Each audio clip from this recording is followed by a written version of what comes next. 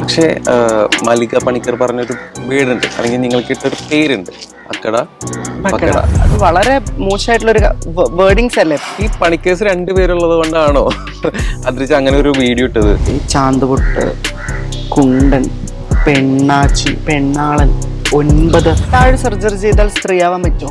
Sex, gender, sexuality, ഈ 3 ടേംസും different ആണ്. മാലിക പണിക്കരാണ് mislead ചെയ്യുന്നത് സൊസൈറ്റീനെ. പരിണിതി, പരിണിത എന്ന പേര് വളരെ ബ്യൂട്ടിഫുൾ ആയിട്ടുള്ള പേരാണ് എന്നാണ് പറഞ്ഞിരിക്കുന്നത്. ആർക്ക് ബ്യൂട്ടിഫുൾ ആണ്? അല്ല, ആ പേര് എങ്ങനെയുണ്ട്? ആ പേര് വളരെ മോശം പേരായിട്ടുണ്ട്. ജാസി എന്താണോ തെറ്റിദ്ധാരണ പടർത്തുന്നത്, മിസ്ലീഡിംഗ് ആയിട്ടുള്ള കാര്യങ്ങൾ പറഞ്ഞത്, ഫേമസിന് വേണ്ടി പറഞ്ഞത്, സെയിം മാലിക പണിക്കർ ചെയ്യുന്നു. മാലിക പണിക്കർ താഴെ സർജറി ചെയ്തിട്ടുണ്ടോ എന്ന് മാലിക പണിക്കരുടെ അടുത്ത് പൊക്കി നോക്കിയിട്ട് ഞങ്ങൾ പറയണം. അതായത് ഈ ജാൻമണിനെയും മാലിക പണിക്കറിനെയൊക്കെ നമുക്ക് ഒരു ത്രാസിലിട്ട് അങ്ങോട്ടും ഇങ്ങോട്ടും തൂക്കി നിർത്താം. മോഹിനിയാട്ടത്തിന്റെ പഴയ പേര് തന്നെ തേവിടിശിയാട്ടം എന്നാണ്. അതിനെ വളരെ തെറ്റായ രീതിയിൽ തേവിടിശികൾ എന്ന് പറഞ്ഞിരുന്ന ഒരു കാലഘട്ടം ഉണ്ടായിരുന്നു. ഹോമോഫോബിയ എന്ന് പറയില്ലേ ഇതിനെ? ഈ ഹോമോഫോബിയയ്ക്ക് ഒറ്റ മരുന്നേ ഉള്ളൂ, വിദ്യാഭ്യാസം. കേരളത്തിൽ HIV കൂടുന്നത് കാരണം ട്രാൻസ്ജെൻഡർ മനുഷ്യരാണോ? Hi, hello, welcome back to my media originals. This is RJ Kiran with you. ഇന്ന് നമ്മുടെ അതിഥി എന്ന് പറഞ്ഞാൽ വെറും ഒരു അതിഥിയിൽ ഒതുക്കാതെ കേരളത്തിൽ ട്രാൻസ്ജെൻഡേഴ്സിനെ പ്രതിനിധീകരിച്ച് ഒരുപാട് കോൺട്രിബ്യൂഷൻസ് തന്ന് ഇപ്പോൾ നാഷണൽ അവാർഡ് ജൂറിയിലെ ഒരു അംഗവുമായ നമ്മുടെ ആദ്രിജ പണിക്കറാണ് ഇന്നത്തെ നമ്മുടെ guest. Welcome to our show. എന്താണ് വിശേഷങ്ങൾ? നല്ല വിശേഷങ്ങൾ, നന്നായി പോകുന്നു. പക്ഷേ ഇപ്പോഴത്തെ വിശേഷം എന്താണ് ഞാൻ ചോദിക്കാതെ തന്നെ അറിയാം, എന്നാലും പറയുന്നത് മാലിക പണിക്കർ. ഈ പണിക്കേഴ്സ് രണ്ടുപേരുള്ളത് കൊണ്ടാണോ അതിരിച്ച് അങ്ങനെ ഒരു വീഡിയോ ഇട്ടത്? അങ്ങനെയൊന്നുമല്ല. ഒരു വ്യക്തി തെറ്റായ കാര്യങ്ങള്, തെറ്റിദ്ധാരണ സമൂഹത്തിലേക്ക് പടർത്തുമ്പോൾ അത് being an activist, being an educator, transgender മനുഷ്യരുടെ ചരിത്രത്തിന്റെ ഭാഗമായ ഒരു വ്യക്തി എന്ന നിലയിൽ എനിക്കതിനെ തിരുത്തേണ്ട ബാധ്യതയുണ്ട്, റെസ്പോൺസിബിലിറ്റി ഉണ്ടെന്ന് ഞാൻ വിശ്വസിക്കുന്നു. അതുകൊണ്ടാണ് അതിനെതിരെ വിമർശനം ഉന്നയിച്ചത്. പക്ഷേ മാലിക പണിക്കർ പറഞ്ഞൊരു വീടുണ്ട്, അല്ലെങ്കിൽ നിങ്ങൾക്ക് ഇട്ടൊരു പേരുണ്ട്. നിങ്ങളെന്ന് ഞാൻ പറയുന്നില്ല, നിങ്ങൾ കംപ്ലീറ്റ്ലി ഒരു സ്ത്രീയാണെന്ന് അഡ്മിറ്റ് ചെയ്യുന്നു. ആളുടെ ഐഡന്റിറ്റി ഞാനൊരു ഫീമെയിലാണ്. പക്ഷെ അങ്ങനെ അല്ലാത്ത ആൾക്കാർക്ക് ഒരു പുതിയ പേര് വന്നിരിക്കുന്നത്, അക്കട പക്കട. ആ ഒരു പേരിനോട് എന്താണ് തോന്നുന്നത്? ശരിയോ തെറ്റോ? എന്താണ് തെറ്റായിട്ടുള്ളൊരു കാര്യമല്ലേ? അത് വളരെ മോശമായിട്ടുള്ളൊരു വേർഡിങ്സ് അല്ലേ? പ്രത്യേകിച്ച് നമ്മൾ സോഷ്യൽ മീഡിയ പോലെ ഒരു വൈഡ് പ്ലാറ്റ്ഫോം, ഒരുപാട് ആൾക്കാർ കാണുന്ന ഒരു പ്ലാറ്റ്ഫോമാണ്. അവിടെ വന്നിരുന്നിട്ട് ഇതുപോലെ ആളുകളെ മിസ്ലീഡിംഗ് ആയിട്ടുള്ള ഇത്തരം വേർഡിങ്സ് യൂസ് ചെയ്യുന്നത് വളരെ മോശമാണ്. അതായത് ഒരുപാട് പേരുകളുണ്ട്, അക്കട പക്കട, ഡിങ് ഡോങ്, പിന്നെ ഓരോ വെജിറ്റബിൾസിന്റെ പേര് പറയുന്നു. പക്ഷേ പുള്ളിക്കാരി അല്ലെങ്കിൽ മല്ലിക പറയുന്നത്, ഞാൻ സർജറി ചെയ്തു, എൻ്റെ ഉള്ളിൽ ഞാനൊരു ആണായിരുന്നു, ആ ആണെന്ന് പറഞ്ഞ വ്യക്തി എൻ്റെ ഉള്ളിൽ എനിക്ക് സ്ത്രീ ആവണം എന്നൊരു ആഗ്രഹം ഉണ്ടെന്ന് ആഗ്രഹത്തിന് വേണ്ടി ഞാൻ സർജറി ചെയ്തു, ഹോർമോൺ ചേഞ്ച്, അങ്ങനെ ഒരുപാട് പ്രോസസ്സിൽ കൂടെ പോയി ഞാനൊരു ഫീമെയിലായി. പിന്നെ എന്തിന് ഞാൻ ഒരു ട്രാൻസ്ജെൻഡർ ആണ് എന്ന് പറയണം?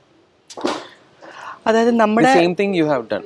നിങ്ങളും ഈ പറഞ്ഞ പോലെ ഉള്ളിൽ ഇത്രയും നാള്, ഈ റീസെൻ്റ്ലി ആണ് നിങ്ങളത് സർജറി ചെയ്ത് 6 years ആയി. 6 years. പക്ഷെ പുള്ളിക്കാരി പറയുന്നത് ഞാനാണ് കേരളത്തിലെ ആദ്യത്തെ ട്രാൻസ് വുമൺ എന്ന് പറയുന്നു. അറിയില്ല, എവിടെയും റെക്കോർഡിക്കലായിട്ട് നമുക്കത് ഫൈൻഡ് ഔട്ട്സ് ഇല്ല, വാട്ടെവർ. പക്ഷെ നിങ്ങളും അതുപോലെ മാറി വന്ന ആളാണ്. നിങ്ങളും ഐഡൻറ്റിറ്റി ഫീമെയിൽ, ഞാനും ഒരു സ്ത്രീയാണെന്ന് പറയുന്നു. പക്ഷെ അല്ല, ബാക്കിയുള്ള ആൾക്കാർ ശരിയല്ല. പല കാര്യങ്ങൾക്ക് വേണ്ടി, ഫെയിമിന് വേണ്ടി ചെയ്യുന്നവരുണ്ട്, കാശിന് വേണ്ടി ചെയ്യുന്നവരുണ്ട്. എന്താണ് മല്ലികയുടെ ആ ഒരു ഒപ്പീനിയനോട് പറയാൻ? ഫസ്റ്റ് ഓഫ് ഓൾ, മാലിക പണിക്കർ ആണ് കേരളത്തിലെ ആദ്യത്തെ ട്രാൻസ്ജെൻഡർ വ്യക്തി എന്നൊന്നും പറയാൻ ഉള്ളത് തെളിവോട് കൂടിയിട്ടൊന്നും ഇത് ചെയ്യാൻ പറ്റില്ല. കാരണം നമ്മളെ ട്രാൻസ്ജെൻഡർ മനുഷ്യരുടെ ചരിത്രം 10-15 വർഷം മുമ്പ് തുടങ്ങിയതല്ല, അല്ലെങ്കിൽ 30 വർഷം മുമ്പ് തുടങ്ങിയതല്ല. നമ്മൾ കേരളത്തിലെ ഏറ്റവും അതിപുരാതനമായ ക്ഷേത്രങ്ങളിൽ നോക്കിയാൽ സ്വർഗ അനുരാഗികളുടെ വളരെ സെൻഷ്യൽ ആയിട്ടുള്ള പ്രതിമകളും ചിത്രങ്ങളും നമുക്ക് കാണാൻ സാധിക്കും. നമ്മള് ഞാൻ മെൻഷൻ ചെയ്യുന്നില്ല എങ്കിൽ പോലും പല ചക്രവർത്തിമാരുടെ ചരിത്രങ്ങൾ പഠിക്കുമ്പോൾ അന്താരാഷ്ട്ര തലത്തില്, ഇന്ത്യയിലെന്ന് മാത്രമല്ല ഞാൻ പറയണത്, എല്ലായിടത്തും ഈ സ്വർഗ അനുരാഗങ്ങളെ കുറിച്ച് പറയപ്പെടുന്നുണ്ട്. മുഗൾ ചക്രവർത്തിമാരുടെ കൊട്ടാരങ്ങളിൽ ഹിജ്റാസ്, അതായത് അവിടെ അന്തഃപുര കാവലാള് ആയിരുന്ന, അന്തഃപുരത്തിൽ മെയിൻ ആയിരുന്ന ഹിജ്ഡാസ് എന്നൊക്കെ പറഞ്ഞിട്ട് ആ ആ കാലഘട്ടം മുതലേ പറയുന്ന ഒരു ചരിത്രത്തിനകത്ത് പെട്ടെന്ന് ഒരു ദിവസം വന്നിട്ട് ഞാനാണ് കേരളത്തിലെ ആദ്യത്തെ ട്രാൻസ്ജെൻഡർ എന്ന് പറയാനൊന്നും ആർക്കും റൈറ്റ്സ് ഇല്ല. ഫസ്റ്റ് ഓഫ് ഓൾ, പക്ഷെ അന്ന് സർജറികളൊന്നും ഉണ്ടായിരുന്നില്ലല്ലോ. ഈ പറഞ്ഞ ചക്രവർത്തി കാലത്തായാലും പല കാലഘട്ടത്തിലും സർജറി എന്ന് പറയുന്ന ഒരു പോയിന്റ്. സർജറി എന്ന് പറയുന്നത് ഉണ്ടായിരുന്നു. നമ്മള് അതായത് ഈജിപ്ഷ്യൻ കൾച്ചറിൽ നിന്നാണ് നമ്മൾ ഇന്ത്യയിൽ തായമ്മക്കൈ എന്ന് പറഞ്ഞിട്ടൊരു കൈൻഡ് ഓഫ് ഒരു സർജറി ഉണ്ട്. അതായത് നമ്മൾ ഒരു വ്യക്തി നമ്മൾ കത്തി കൊണ്ട് പീനസ് കട്ട് ചെയ്ത് കളയുന്ന സർജറി എന്ന് പറഞ്ഞാൽ മാനുവലി ചെയ്യുന്ന ഒരു അത് എനിക്ക് തോന്നുന്നു തമിഴ്നാട് സൗത്ത് സൈഡിലാണോ അങ്ങനെ ഒരു. ഇല്ല, ഇന്ത്യയിൽ മൊത്തത്തിലുണ്ടായിരുന്നു അത്. It's comes from Egyptian concept. മുസ്ലിം എന്താണ് ഇതിനകത്തോളം ഡേഞ്ചറസ് ആയിട്ടുള്ള ഒരു കാര്യമാണ്. ആണ് ആ ഒരു കാലഘട്ടത്തിൽ അവരുടെ ഐഡന്റിറ്റി ക്രൈസിസിൽ നിന്ന് അവർക്കൊരു സ്ത്രീ ആവുക എന്നുള്ള ഒരു കാര്യത്തിലേക്ക് എത്തിപ്പെടാൻ വേണ്ടിയാണ് അവരത് അത്രയും വേദന സഹിച്ച് ചെയ്തത്. പണ്ടത്തെ ഒരു ശപിക്കപ്പെട്ട ജന്മങ്ങളാണ് എന്നൊരു സ്റ്റേറ്റ്മെന്റ് പണ്ടേ തൊട്ടുണ്ട്. എവിടെയാണുള്ളത്? ശാപം കിട്ടിയ ആൾക്കാരാണ്. അതായത് അങ്ങനെ ഒരു സ്റ്റേറ്റ്മെന്റ് നമ്മൾ പലയിടത്തും കേട്ടിട്ടുണ്ട്. സനാതനിക് ധർമ്മ നമ്മൾ എടുത്ത് നോക്കുകയാണെങ്കിൽ അവിടെ അർദ്ധനാരി, പകുതി ആണും പകുതി സ്ത്രീയുമായ ഒരു എൻറ്റിറ്റിയെ കുറിച്ച് പറയുന്നുണ്ട്. വളരെ വ്യക്തമായി ഗേയ് സെക്സിനെ കുറിച്ച് അല്ലെങ്കിൽ ഗേയ് പാർട്ട്ണർഷിപ്പിനെ കുറിച്ച് പറയുന്നുണ്ട്. മോഹിനി എന്ന് പറയുന്നത് ഒരു ട്രാൻസ്ജെൻഡർ എന്നുള്ള ഒരു കൺസെപ്റ്റിനെ കുറിച്ച് സനാതനിക് ധർമ്മയിൽ പറയുന്നുണ്ട്. അങ്ങനെ ഇത് ആ കാലം മുതൽ ഇത് പറയപ്പെടുന്നുണ്ട്. പിന്നെ എവിടെയാണ് ഈ ശപിക്കപ്പെട്ടവരെന്ന് ഐ ഡോണ്ട് നോ. അങ്ങനത്തെ ഒരു കാഴ്ചപ്പാടിലാണ് ആൾക്കാർ ഇപ്പോഴും ജീവിച്ചുകൊണ്ടിരിക്കുന്നത്. ഞാൻ എന്ന വ്യക്തി ഇവിടെ ഇരിക്കുന്നത് സമൂഹത്തിൽ നിന്നുള്ള കാഴ്ചപ്പാടും അവരുടെ ചിന്താഗതിയും അവരുടെ ക്വസ്റ്റ്യൻസാണ് ഞാൻ ചോദിച്ചുകൊണ്ടിരിക്കുന്നത്. വാട്ടെവർ. ഇപ്പോൾ മാലിക പണിക്കർ പറഞ്ഞ പല കാര്യങ്ങളോടും പുള്ളിക്കാരി അടുത്ത സ്റ്റേറ്റ്മെന്റ് പറഞ്ഞത്, എന്നെ അല്ലെങ്കിൽ ഈ ഒരു കമ്മ്യൂണിറ്റിനെ ട്രാൻസ് എന്ന പേരിൽ വിളിക്കുന്നത് എനിക്കിഷ്ടമല്ല. അതിന് പകരം പുതിയൊരു പേര് കണ്ടുപിടിച്ചിരിക്കുകയാണ്, പരിണിതി. ഈ ഒരു നാമത്തിൽ അറിയപ്പെടണം എന്നാണ് മല്ലിക പറയുന്നത്. അതിനോട് ആദ്രി എന്ത് പറയുന്നു? നമ്മൾ ഒരു ദൈനംദിന ജീവിതത്തിൽ നമ്മൾ ഉപയോഗിക്കുന്ന ഒരു 70-75% വാക്കുകൾ ഇംഗ്ലീഷ് അല്ലേ? അതെ. നമ്മൾ വീട്ടിനകത്ത് തന്നെ നമ്മൾ പ്ലേറ്റ്, സ്പൂണ്, പിന്നെ ബ്രെഡ്, ബ്രഷ്, പേസ്റ്റ്,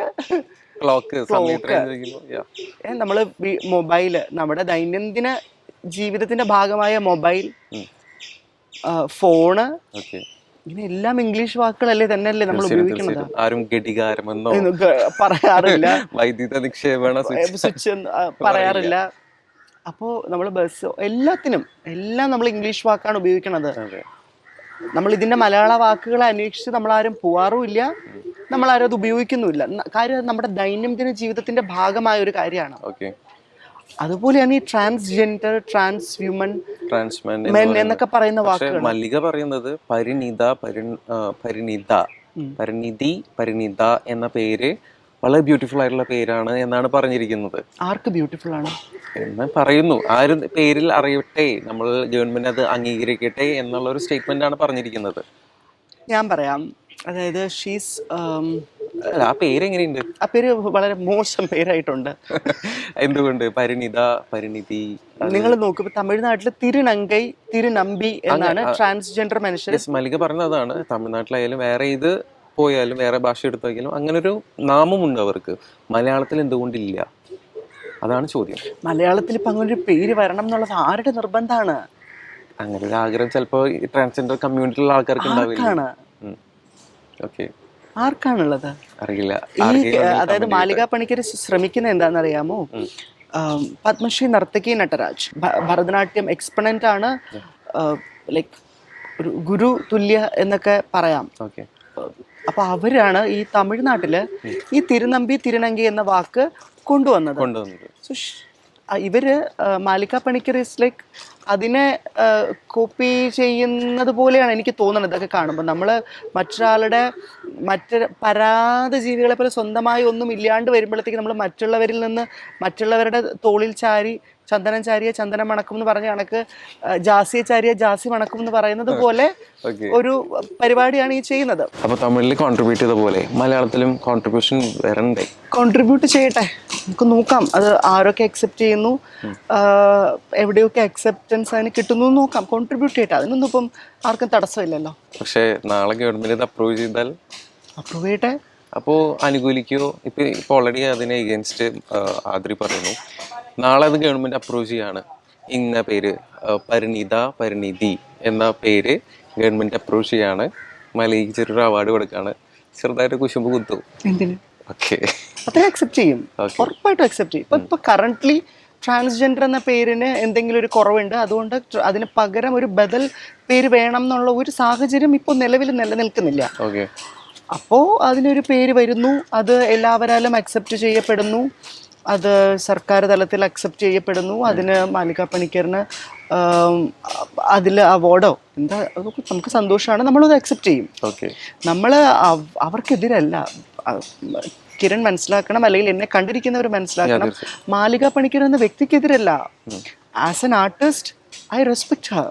അവരുടെ സ്റ്റേറ്റ്മെന്റിനോടാണോ? സ്റ്റേറ്റ്മെന്റിലാണ് എതിരുള്ളത്, അതും എല്ലാ സ്റ്റേറ്റ്മെന്റിനും എതിരല്ല. പെർട്ടിക്കുലർ ആയിട്ട് ചില കാര്യങ്ങൾ അതിനെതിരാണ്. അത് സൊസൈറ്റിയെ മിസ്ലീഡ് ചെയ്യാൻ പാടില്ല, അതൊരു സൊസൈറ്റിക്ക് ഒരു മിസ്ഇൻഫർമേഷൻ ആവാൻ പാടില്ല. അതുകൊണ്ട് അതിനെ തിരുത്തിന്ന് മാത്രമേ ഉള്ളൂ. അല്ലാണ്ട് ഏതാണ് ആ സ്റ്റേറ്റ്മെന്റ്? ഇപ്പോൾ പറഞ്ഞു ഞാൻ സർജറി ചെയ്തു, ഞാൻ കംപ്ലീറ്റ്ലി ഫീമെയിലായി, എന്നെ ഫീമെയിൽ എന്ന് ഞാൻ അംഗീകരിക്കുന്നു, ലോകം എന്നെ അംഗീകരിക്കുന്നു. അതിന് പകരം ഡൗൺ സർജറി ചെയ്യാതെ ജസ്റ്റ് ലിഫ്റ്റ് അപ്വേർഡ് സർജറി, അല്ലെങ്കിൽ ബ്രസ്റ്റ് ആണ് മെയിനായിട്ട് സർജറി ചെയ്യുന്നത്, ഷേവ് ചെയ്ത് സാരി എടുത്ത് നടക്കുന്നവർ ഒരു വുമൺ അല്ല, മെന്നും അല്ല, അക്കട പക്കട ഡിങ് ഡോങ് എന്ന സ്റ്റേറ്റ്മെന്റ് ആണോ ആദ്രിജ എതിർക്കുന്നത്? അതൊരു വലിയ തെറ്റായ ഒരു സ്റ്റേറ്റ്മെന്റ് ആണ്. ഒന്നാമത്തെ കാര്യം, ജെൻഡർ എന്ന് പറയുന്നത് നമ്മുടെ ഇന്ത്യൻ നിയമത്തെ സംബന്ധിച്ചിടത്തോളം, ഭരണഘടനാ അവകാശങ്ങളെ സംബന്ധിച്ചിടത്തോളം ജെൻഡർ സെൽഫ് എക്സ്പ്രഷൻ ആണ്, ജെൻഡർ സെൽഫ് ഡിക്ലെയർ ചെയ്യുന്ന സാധനമാണ്. അവിടെ സർജറി ചെയ്താൽ മാത്രമേ നിങ്ങൾക്കൊരു ട്രാൻസ്ജെൻഡർ ആവാൻ പറ്റുള്ളൂ, അല്ലെങ്കിൽ സർജറി ചെയ്തവരാണ് ട്രാൻസ്ജെൻഡർ, ഇല്ലെങ്കിൽ സർജറി ചെയ്തവരാണ് പൂർണ്ണ സ്ത്രീ എന്ന് പറയുന്ന ഒരു വാദത്തിന് നിലനിൽപ്പില്ല. പക്ഷെ ഒരു കുട്ടി ജനിച്ചു കഴിഞ്ഞാൽ മെയിൽ ഓർ ഫീമെയിൽ എന്നൊരു ഡിക്ലറേഷൻ ഡോക്ടേഴ്സ് തന്നെ ചെയ്തു തരുന്നുണ്ട്. അതിൽ നിന്നൊരു മാറ്റമാണ് ഈ ട്രാൻസ്ജെൻഡർ എന്ന് പറഞ്ഞൊരു കമ്മ്യൂണിറ്റി, അല്ലെ ഹൂവർ ഇറ്റ് ഈസ്. ഇപ്പം ഞാൻ എൻ്റെ ഉള്ളിലൊരു സ്ത്രീ ഉണ്ട്, എനിക്ക് ഒരു സ്ത്രീ ആവണമെന്ന് ആഗ്രഹിക്കുന്നു, ഞാൻ പോയിട്ട് സർജറി ചെയ്യുന്നു, പക്ഷെ താഴെ മാത്രം ഞാൻ സർജറി ചെയ്യുന്നില്ല. അപ്പോൾ ഞാൻ എങ്ങനെ സ്ത്രീ ആവും എന്നുള്ളതാണ് മല്ലിക അതുപോലെ ബാക്കിയുള്ളവരുടെയൊക്കെ ചോദ്യം. താഴെ സർജറി ചെയ്താൽ സ്ത്രീ ആവാൻ പറ്റുമോ എന്നാണല്ലോ. പ്രസവിക്കാൻ പറ്റുമോ? ഇല്ല. അപ്പോഴും അവിടെ ചോദ്യം വരുന്നില്ല. അപ്പൊ നിങ്ങൾ എങ്ങനെയാണ്, എന്ത് അളവുകോല് കൊണ്ടാണ് നിങ്ങൾ പല സ്ത്രീകൾക്കും പ്രസവിക്കാൻ പറ്റുന്നില്ല, ഈ പറഞ്ഞ പോലെ പീരീഡ്സ് ഇല്ല, പല പ്രശ്നങ്ങളും ഉണ്ട്. അപ്പൊ അവരും സ്ത്രീകളല്ലേ? That is the point. That is the point. So first of all, sex, gender, sexuality, ഈ മൂന്ന് ടേംസും മൂന്നും ഡിഫറെൻ്റ് ആണ്. ഈ മൂന്നും തമ്മിൽ ഒരു ബന്ധവുമില്ല എന്നുള്ളത് ആദ്യം മനസ്സിലാക്കേണ്ട കാര്യം. സെക്സ് എന്ന് പറയുന്നത് by birth by the physician declare physician അവരുടെ ജനറ്റൈൽസ് നോക്കിയിട്ടോ ക്രോമസോം ലെവൽ നോക്കിയോ ഡിക്ലെയർ ചെയ്യുന്നതാണ് സെക്സ്. മനുഷ്യര് മെയിൽ, ഫീമെയിൽ, ഇന്റർസെക്സ്, ഈ മൂന്ന് സെക്സുകളിലായിട്ടാണ് മനുഷ്യർ ജനിക്കുന്നത്. ഇന്റർസെക്സ് എന്ന് പറയുന്നത് ഡിഫക്റ്റ് ആക്ച്വലി മെയിലിൻ്റെയും ഫീമെയിലിൻ്റെയും ആയിട്ടുള്ള ജനറ്റൈലോടുകൂടി ജനിക്കുകയോ ഇല്ലെങ്കിൽ ഒരു പെർട്ടിക്കുലർ സെക്സിൻ്റെ ജനറ്റൈൽ പൂർണ്ണമായി വളർച്ചയിലെത്തുകയും മറ്റൊരു ജനറ്റൈൽ അപൂർണമാവുകയും ചെയ്യുന്ന ഒരു കണ്ടീഷനാണ് ഇന്റർസെക്സ് എന്ന് പറയുന്നത്. അവരെന്ത് നമ്മൾ വിളിക്കും? അവർ ട്രാൻസ്ജെൻഡേഴ്സ് ആണോ? അവർ ഇന്റർസെക്ഷൽസ് ആണ്. അവർക്ക് അവർ സാധാരണ എന്താ ചെയ്യുക പറഞ്ഞു കഴിഞ്ഞാൽ, ബൈ ബർത്ത് തന്നെ ഡോക്ടർ പറയും മെയിലിൻ്റെ ഓർഗനാണ് പൂർണ്ണമായിട്ടുള്ളത്, സോ ഫീമെയിലിന്റെ ഓർഗൻ നമുക്ക് സർജറി ചെയ്ത് മാറ്റാം, അല്ലെങ്കിൽ നേരെ വൈസ് വേഴ്സ. ആ സർജറി മഹാരാഷ്ട്ര ഹൈക്കോടതി റദ്ദ് ചെയ്തിട്ടുള്ളതാണ്. അങ്ങനെ ചെയ്യാൻ പാടില്ല. കാരണം ആൺകുട്ടിയുടെ ജനറ്റൈലാണ് പൂർണ്ണമായുള്ളത്, സോ ഫീമെയിൽ ജനറ്റൈലിനെ നമ്മൾ റിമൂവ് ചെയ്തു. ഈ കുട്ടി വളർന്ന് അഡോളസൻസ് പീരീഡിൽ ഈ കുട്ടിയുടെ ഇമോഷണലി ആൻഡ് മെന്റലി ഫിസിക്കലി ഒക്കെ ഈ കുട്ടി ഒരു ഫീമെയിൽ ആയിട്ട് മാറുകയാണ് എങ്കിൽ ആ ചെയ്തതിനേക്കാൾ വലിയൊരു ക്രൂരതയുണ്ടോ? പറയുന്നത് വലുതായിട്ട് അവരുടെ ഉള്ളിലെ അങ്ങനെ അതാണ് അതായത് മഹാരാഷ്ട്ര ഹൈക്കോടതിയുടെ നിയമപ്രകാരം ഇന്റർസെക്ഷൽ ആയിട്ടുള്ള ഇന്റർസെക്സ് പേഴ്സൺസിന് അവർ വളർന്ന് എപ്പോഴാണോ അവരുടെ സർജറി ചെയ്ത് അവർക്കത് മാറാൻ അല്ലെങ്കിൽ അങ്ങനെ തന്നെ ഇരിക്കാനാണോ അവരുടെ താല്പര്യത്തെ അനുസരിച്ച് മാത്രമേ ചെയ്യാൻ പറ്റുള്ളൂ എന്നൊരു നിയമമുണ്ട്. അത് പാരന്റ്സ് അല്ല ഡിസൈഡ് ചെയ്യേണ്ടത്, പാരന്റ്സ് അല്ല ഡിസൈഡ് ചെയ്യേണ്ടത്, ഡോക്ടർ അല്ല ഡിസൈഡ് ചെയ്യേണ്ടത്, ആ വ്യക്തിയാണ് ഡിസൈഡ് ചെയ്യേണ്ടത്. അത് ആ വ്യക്തിയുടെ അവകാശമാണ്. ഓക്കെ. ഇപ്പോൾ പറഞ്ഞ സ്ഥിതിക്ക് ആദ്യം എപ്പോഴാണ് തിരിച്ചറിഞ്ഞത് എൻ്റെ ഉള്ളിലൊരു സ്ത്രീ ഉണ്ട്? ആ ഒരു മൊമെന്റ് എപ്പോഴായിരുന്നു? ഞാൻ എന്തായാലും 2 വയസ്സിലും 3 വയസ്സിലും ഒന്നും തിരിച്ചറിഞ്ഞിട്ടില്ല കേട്ടോ. എന്നാൽ 3 വയസ്സിലൊക്കെ ഞാൻ തോന്നുന്നു കളിപ്പാട്ടം കൊണ്ട് ഓടി നടന്ന് കളിച്ചിട്ട് മറ്റേ കൊതുക് തിരിയൊക്കെ തിന്ന് നടക്കുന്ന പ്രായമാണ് ഈ 3 വയസ്സെന്നൊക്കെ പറയണത്. ആ വയസ്സിൽ എന്തായാലും എനിക്ക് തോന്നുന്നില്ല ആർക്കെങ്കിലും ഒക്കെ ആ പ്രായത്തിൽ ഇതൊക്കെ മനസ്സിലാവുമെന്ന് തോന്നുന്നില്ല. എന്തായാലും എനിക്കൊരു 10-11 വയസ്സ്. എങ്ങനെ തിരിച്ചറിഞ്ഞു എന്ന് വെച്ചാൽ എന്നോട് എനിക്ക് ചുറ്റുമുള്ളവരാണ് പറഞ്ഞത്.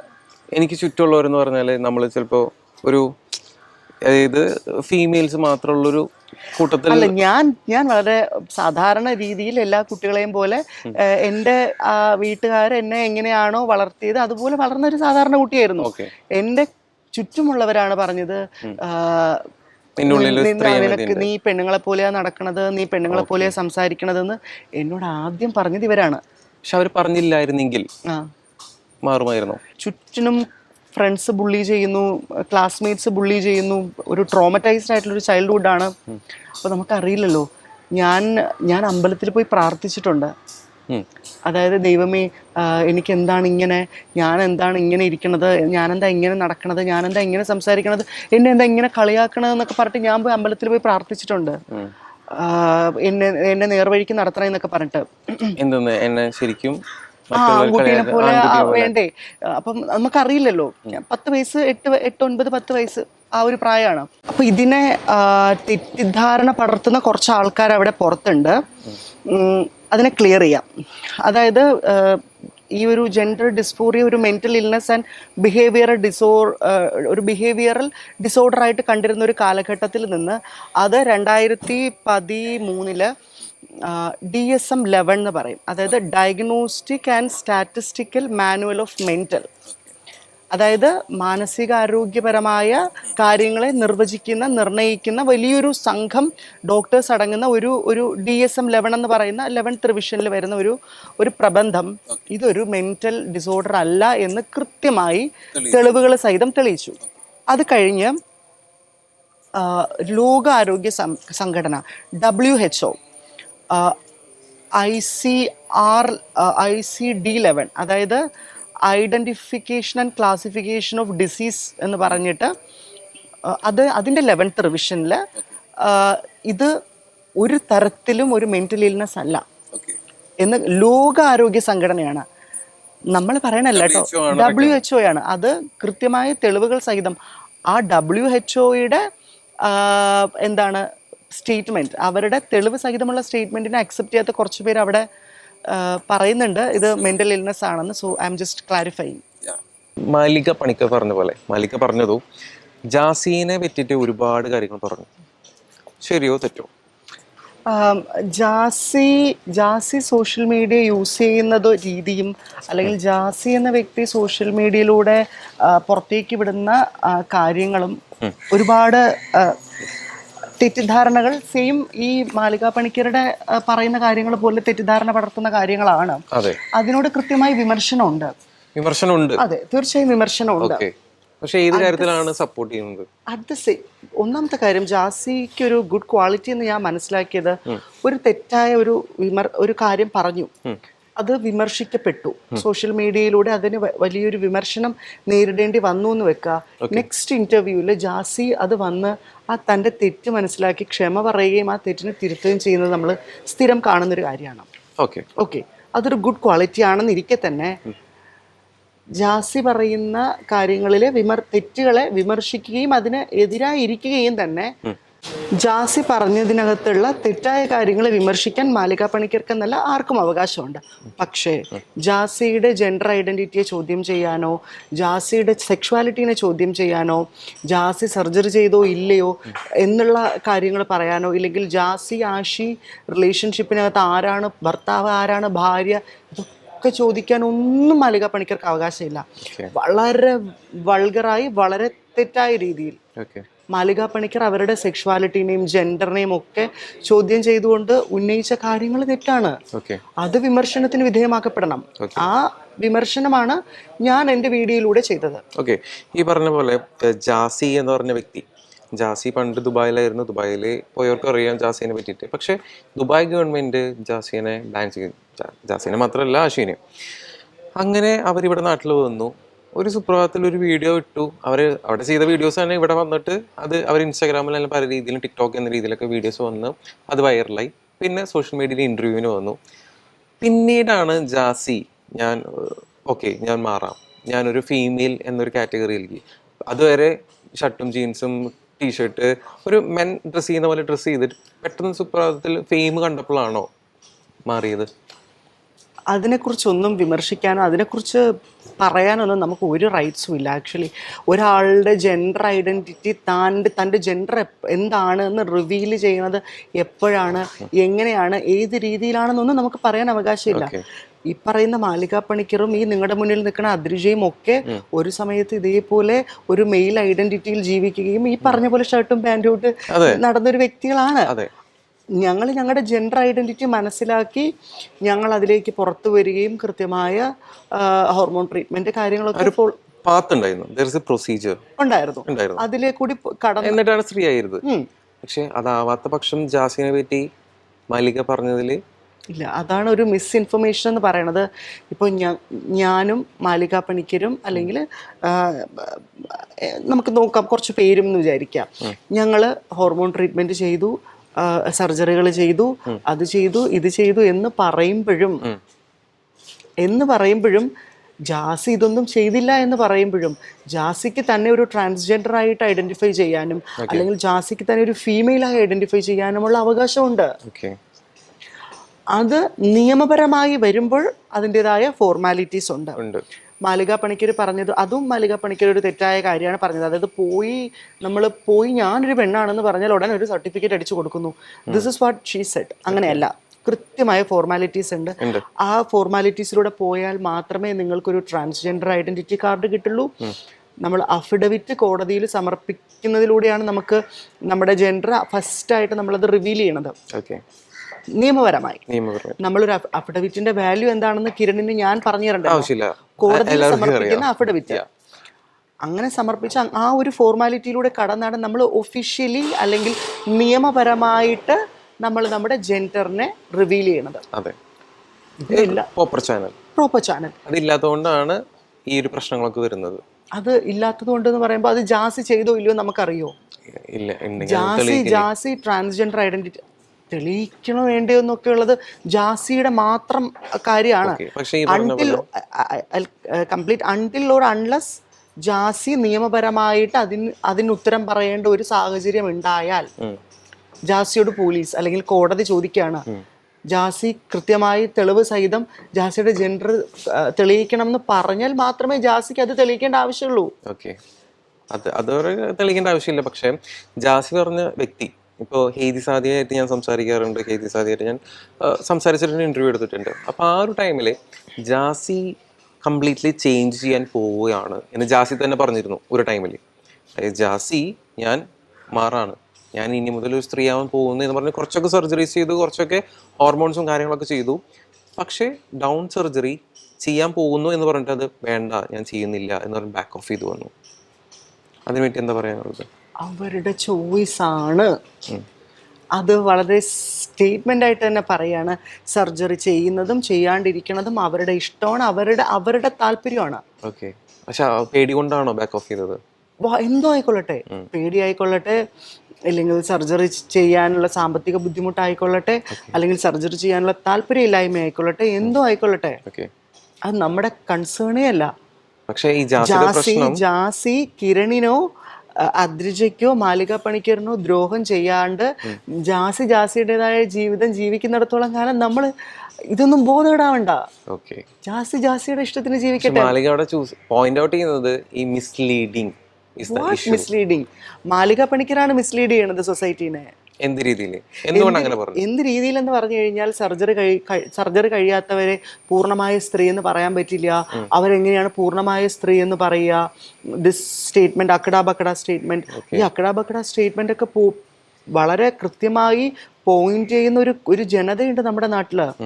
അവർ കൃത്യമായിട്ട് അത്തരം ജനതകളെയാണ്, അതായത് നമ്മുടെ ബിഗ് ബോസിൽ നെവിൻ പരാമർശിക്കപ്പെട്ട ഒരു വിഭാഗമുണ്ട്, അതായത് സ്ത്രൈണതയുള്ള പുരുഷന്മാർ.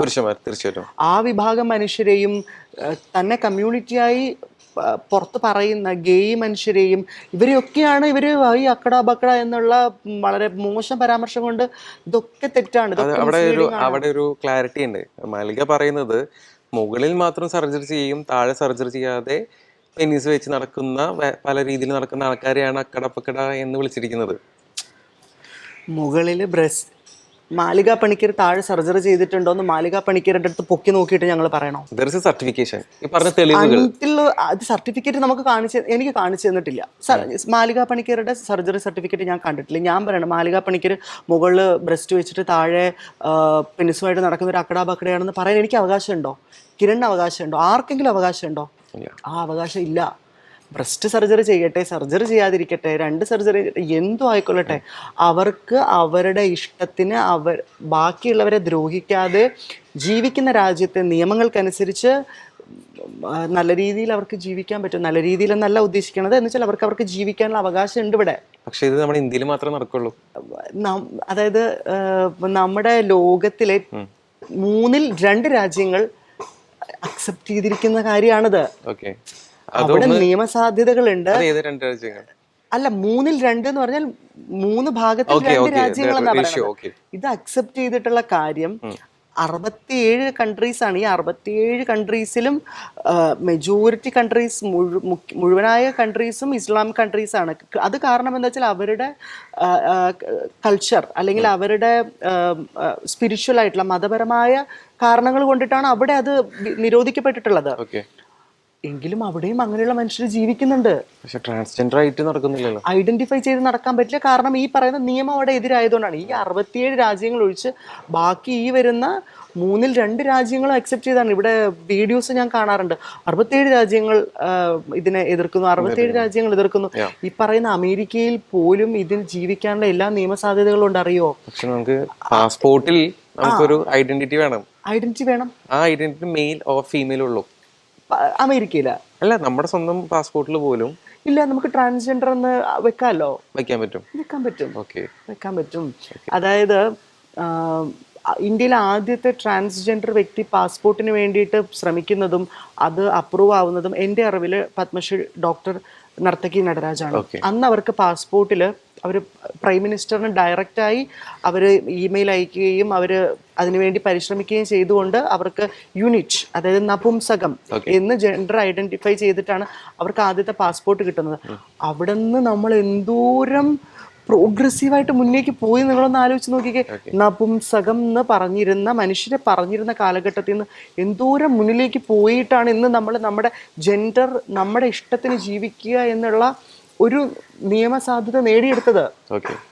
ആ പ്രോഗ്രസീവായ ഒരു രാജ്യത്ത് നിന്നിട്ട് ഈ ഒരു അതായത് ഈ മനുഷ്യർക്ക് ഒരു നിയമസാധ്യതയും ഇല്ലാത്ത, ട്രാൻസ്ജെൻഡർ മനുഷ്യർക്കോ പ്യുവർ മനുഷ്യർക്കോ ഒരു നിയമസാധ്യതയും ഇല്ലാത്ത, ഒരു നീതിയും ഒരു അവകാശവും ഇല്ലാത്ത ഒരു രാജ്യത്ത് ജീവിച്ചിരുന്ന ഒരു വ്യക്തി ഇന്ത്യയിൽ വന്നിട്ട് പറയാണ് ഇതിങ്ങനെയല്ല അങ്ങനെ ആവണം എന്ന്.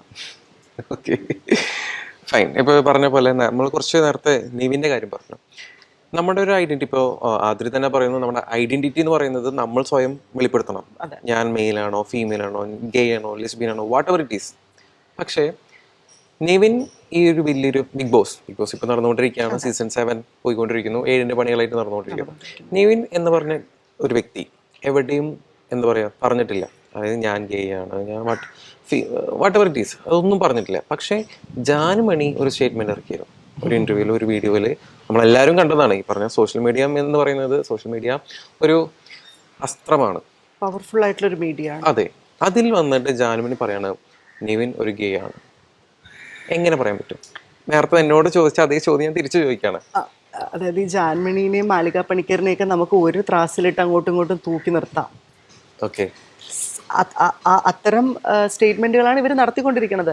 നെവിനെ മാത്രമല്ല, ജാൻമണി, എനിക്ക് തോന്നുന്നു അനീഷിനെ അനീഷ് എന്താണ് ഭയങ്കര മോശമായ ഒരു വാക്ക് ഉപയോഗിച്ചിട്ടാണ് അവര് നമ്മള് ഇത്തരം വാക്കുകൾ കൊണ്ട് നമ്മളെ കളിയാക്കപ്പെടാതിരിക്കാൻ, ബുള്ളി ചെയ്യപ്പെടാണ്ടിരിക്കാൻ വേണ്ടിയിട്ട് നമ്മൾ എന്തോരം കഷ്ടപ്പെട്ടു എന്നറിയോ?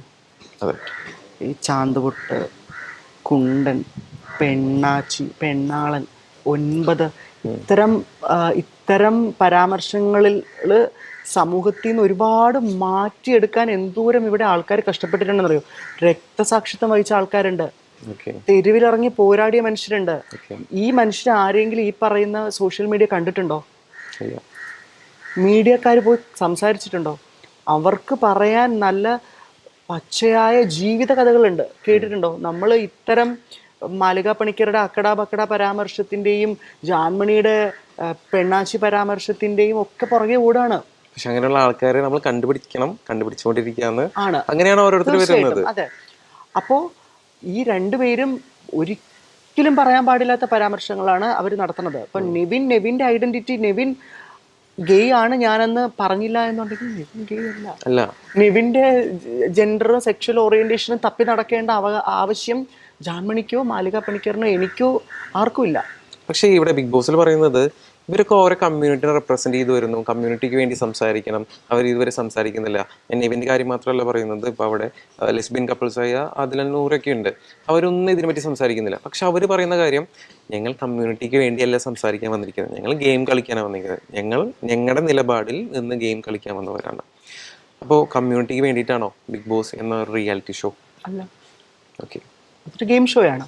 പക്ഷെ അതിൽ പരാമർശിക്കുന്നത് നിങ്ങൾ കമ്മ്യൂണിറ്റിക്ക് വേണ്ടി സംസാരിക്കുന്നില്ല. ഈ നെവിൻ തന്നെ ഇവരോട് അതിൽ 100 പറയുന്നു, അതിൽ 100 ഇവരോടും തിരിച്ചു പറയുന്നു. അങ്ങനെ ഒരു സാഹചര്യം വന്നു കഴിഞ്ഞാൽ ആദ്രി അടുത്ത സീസണിൽ പോവുകയാണെങ്കിൽ വാട്ട്സ് യുവർ സ്റ്റാൻഡ്? അടുത്ത സീസണിൽ പോവുകയാണെങ്കിൽ കൃത്യമായ ഒരു ഇൻഡിവിജ്വൽ ഗെയിമറായിട്ട് തന്നെ ആയിരിക്കും ഞാൻ പോണത്. കാരണം അതൊരു ഗെയിം ഷോ ആണ്. ബിഗ് ബോസ് എന്ന് പറയുന്നത് കമ്മ്യൂണിറ്റിയെ റെപ്രസെന്റ് ചെയ്യാൻ. ഇപ്പൊ കഴിഞ്ഞ സീസണിൽ ജാൻമണി വന്നു, ലൈക്ക് ട്രാൻസ്ജെൻഡർ വിഭാഗത്തെ റെപ്രസെന്റ് ചെയ്തു. ജാൻമണി കമ്മ്യൂണിറ്റിയെ റെപ്രസെന്റ് ചെയ്ത് വന്നൊരു വ്യക്തിയല്ല. ജാൻമണി മേക്കപ്പ് ആർട്ടിസ്റ്റ് എന്ന ലെവലിൽ വന്നൊരു വ്യക്തിയാണ്. കമ്മ്യൂണിറ്റിയെ റെപ്രസെന്റ് ചെയ്ത് വന്നത് എനിക്ക് തോന്നുന്നു നാദിറ മെഹറിൻ മാത്രമാണ്.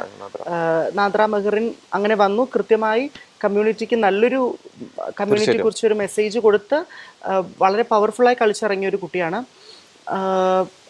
ഇപ്പോൾ ഞാൻ പോവുകയാണെങ്കിൽ ഞാനൊരു ഇൻഡിവിജ്വൽ ഗെയിമറായിട്ട് തന്നെ ആയിരിക്കും അതിനകത്ത് നിൽക്കുന്നത്. ബട്ട് ഞാനൊരു എഡ്യൂക്കേറ്റർ ആണല്ലോ. അപ്പോൾ I try to educate society, അതായത് കമ്മ്യൂണിറ്റി എന്താണ്. കാരണം ഒരുപാട് തെറ്റിദ്ധാരണകൾ പുറത്തിങ്ങനെ ഞാൻ അവരെ അതായത് ഒരിക്കലും അക്സെപ്റ്റ് ചെയ്യാൻ പറ്റാത്ത തെറ്റിദ്ധാരണകൾ, മണ്ടത്തരങ്ങൾ. അതായത് ഇപ്പൊ റീസെന്റ് കേട്ടു തുടങ്ങിയ ഒരു സാധനമുണ്ട്, പരിണാമ സിദ്ധാന്തം. അതായത് ചാൾസ് ഡാർവിന്റെ പരിണാമ സിദ്ധാന്തം ഉണ്ടല്ലോ. ഈ പരിണാമ സിദ്ധാന്തം എടുത്തിട്ട് കുറച്ച് വർഷം കഴിയുമ്പോൾ ഇവിടെ ആരും ഉണ്ടാവില്ല, എല്ലാരും ഗെയ്, ലെസ്ബിയനും ട്രാൻസ്ജെൻഡേഴ്സും മാത്രമേ ഇവിടെ ഉണ്ടാവുള്ളൂ. ആ രീതിയിലല്ല പോയിക്കൊണ്ടിരിക്കുന്നത്. അതെന്താണെന്നറിയോ, നമ്മൾ വിചാരിക്കുന്നത് എന്താണെന്ന് വെച്ചാൽ ഈ ഗെയ്, ലെസ്ബിയൻ, ക്യൂർ കമ്മ്യൂണിറ്റി എന്ന് ഞാൻ മൊത്തത്തിൽ പറയാം. ഈ ക്യൂർ കമ്മ്യൂണിറ്റി ഒരു 5 വർഷം 6 വർഷം, അതായത് ബിഗ് ബോസ് തുടങ്ങിയപ്പോൾ പുറത്തു വന്ന, അല്ലെങ്കിൽ സോഷ്യൽ മീഡിയ ആക്റ്റീവ് കൊറോണ കഴിഞ്ഞപ്പോൾ പുറത്തു വന്ന ഒരു സാധനമാണെന്നാണ് ഇവർ വിചാരിക്കണത്. പക്ഷെ ഞാനൊരു കാര്യം പറയട്ടെ, എൻ്റെ ലൈഫിലെ ഒരു ഇൻസിഡന്റ് ആണ് ഇപ്പൊ ഞാൻ പറയുന്നത്. ഒരു സീസൺ ബിഗ് ബോസ് ഞാൻ ലൈവ് റിവ്യൂ ചെയ്തുകൊണ്ടിരുന്ന വ്യക്തിയാണ്. ആ സീസണിലാണ്, സീസൺ 3 or 4 വട്ടം ഞാൻ മറന്നുപോയി. ആ സീസണിൽ കുറച്ച് ഇതുപോലെ ഗെയ്സ് ഉണ്ടായിരുന്നു, ട്രാൻസ്ജെൻഡേഴ്സ് ഉണ്ടായിരുന്നു. ആ സീസണിൽ വന്ന അത് കണ്ട് ഞാൻ റിവ്യൂ കഴിഞ്ഞ് കുറച്ച് ആൾക്കാർ എനിക്ക് മെസ്സേജ് അയക്കാറുണ്ട്. പബ്ലിക് എന്നെ ഇഷ്ടപ്പെടുന്ന ആൾക്കാർ എനിക്ക് മെസ്സേജ് അയക്കുന്നു. അതിൽ 8ാം ക്ലാസ്സിൽ പഠിക്കുന്ന ഒരു വിദ്യാർത്ഥി, എൻ്റെ അടുത്ത് ചോദിക്കുകയാണ്, എനിക്ക് ചേട്ടനെ ഇഷ്ടമാണ്, എനിക്ക് ചേട്ടൻ്റെ കൂടെ കിടക്കണം. അതവൻ്റെ ഇഷ്ടമാണ്, അതവൻ്റെ ചോയ്സാണ്. പക്ഷേ ഞാൻ ചോദിച്ചു, നിനക്ക് ഇതെങ്ങനെ എൻ്റെ അടുത്ത് ചോദിക്കാനുള്ള ധൈര്യം വന്നു? ഞാനൊരു ഗേ ആണെന്ന് എവിടെയും പറയുന്നില്ല, ഞാൻ സ്ട്രെയിറ്റ് ആണെന്ന് ഞാൻ എവിടെയും പറയും. അത് വലിയ കാര്യം, ഞാനൊരു മനുഷ്യനാണ്, അതെൻ്റെ ചോയ്സാണ്, straight or whatever it is. പക്ഷെ ഞാനത് പറഞ്ഞിട്ടില്ല, ഞാനൊരു ഗേ ആണ്. പക്ഷെ അവൻ്റെ അടുത്ത് ചോദിച്ചു, ഞാൻ ചോദിച്ചു അവനോട്, നിനക്ക് അത് എങ്ങനെ എൻ്റെ അടുത്ത് പറയാൻ തോന്നി? നിനക്ക് അതെങ്ങനെ തിരിച്ചറിഞ്ഞു നീ ഒരു ഗേ ആണെന്ന്? അല്ല, അത് ബിഗ് ബോസിലൊക്കെ ഉണ്ടല്ലോ, it's coming to, people are getting to normalise things. അതുകൊണ്ടല്ല അവർക്ക് എന്നോട് ചോദിക്കാൻ, അല്ലെങ്കിൽ ഇപ്പോൾ പബ്ലിക്കിന് മുമ്പിൽ പറഞ്ഞു 2020 അല്ലെങ്കിൽ കൊറോണ ബിഗ് ബോസ് തുടങ്ങിയതുകൊണ്ട് മാത്രമല്ല ആൾക്കാർ ചോദിക്കുന്നത്. പക്ഷേ അതൊരു റീസൺ അല്ലേ? അല്ല, അതായത് ഇത് ഒന്നാമത്തെ കാര്യം നോർമലൈസ് ചെയ്യപ്പെടേണ്ട ഒരു കാര്യമാണ്. അതിന്റെ കാരണം ഞാൻ പറയാം. ഇന്ന് സ്ത്രീകള് ഏതൊരു സെക്ടർ എടുത്താലും അവിടെ സ്ത്രീകള് ഏറ്റവും ഉന്നത സ്ഥാനത്തിൽ ഇരിക്കുന്നുണ്ട്. പൊതു മീഡിയയിൽ, അതായത് പണ്ട് പൊതുസഭയിൽ വന്ന് നൃത്തം ചെയ്തിരുന്ന സ്ത്രീകളെ തേവിടിശികൾ എന്ന് വിളിച്ചിരുന്നു. അതായത് മോഹിനിയാട്ടത്തിന്റെ പഴയ പേര് തന്നെ തേവിടിശിയാട്ടം എന്നാണ്. ശരിക്കും അത് തേവരടി ആയിട്ടുള്ള അത് അങ്ങനെ ഒരു സാധനം ആണെങ്കിലും അതിനെ വളരെ തെറ്റായ രീതിയിൽ തേവിടിശികൾ എന്ന് പറഞ്ഞിരുന്ന ഒരു കാലഘട്ടം ഉണ്ടായിരുന്നു.